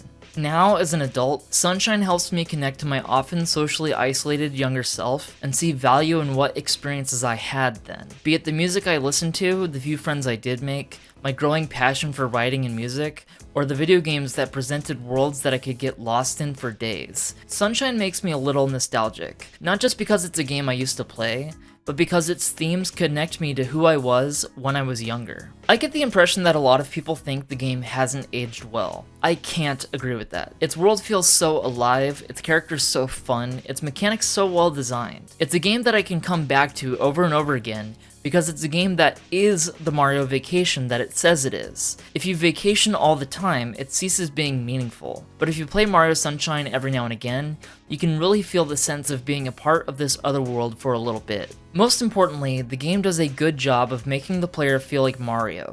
An outsider at first, but a good guy who will do the right thing, become accepted as part of the local culture, and then participate in the customs and traditions that make the culture really feel so alive. In spite of a lot of flaws and at times feeling only semi-finished, The game draws me in time and time again. In fact, I would argue that a lot of the flaws help round out the experience. Have you ever gone on a vacation and disaster struck? Part of the experience of getting away is dealing with the unexpected chaos that comes with it. Mario Sunshine's flaws don't necessarily mean anything. They don't serve some broader purpose, but they do often make the experience feel more unique, which can be satisfying if you keep an open mind. Sunshine isn't a game I come back to on the regular, but it's a game where every time I do come back, I'm glad I did. Sometimes you need a messy, frustrating, and at times even demanding break. It's a weird feeling, but it's a feeling you can't get from any other game. Thanks for watching. This video was my first attempt at a new style of video that I want to make on a semi-regular basis. It combines elements of a video essay with live-streamed elements. The live elements for this video were streamed over on Twitch at twitch.tv/bassbait, link in the description. I intend to stream every Wednesday night with a co-commentator in a more casual manner, and Thursdays starting around noon solo, where I'll be working towards a video project for the channel. I've had this semi-live video essay concept in my head for years now, and I'd love to know what people think of this style.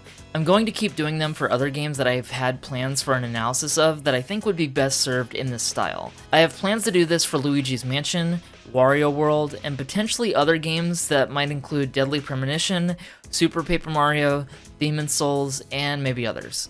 If you want to catch these streams, Thursdays over on my Twitch channel are where to go. Lastly, this video would not be possible without the support of my patrons over on Patreon. Patrons get early access to rough cuts of portions of longer video essays. They get their name in the credits, and help me be able to continue making videos.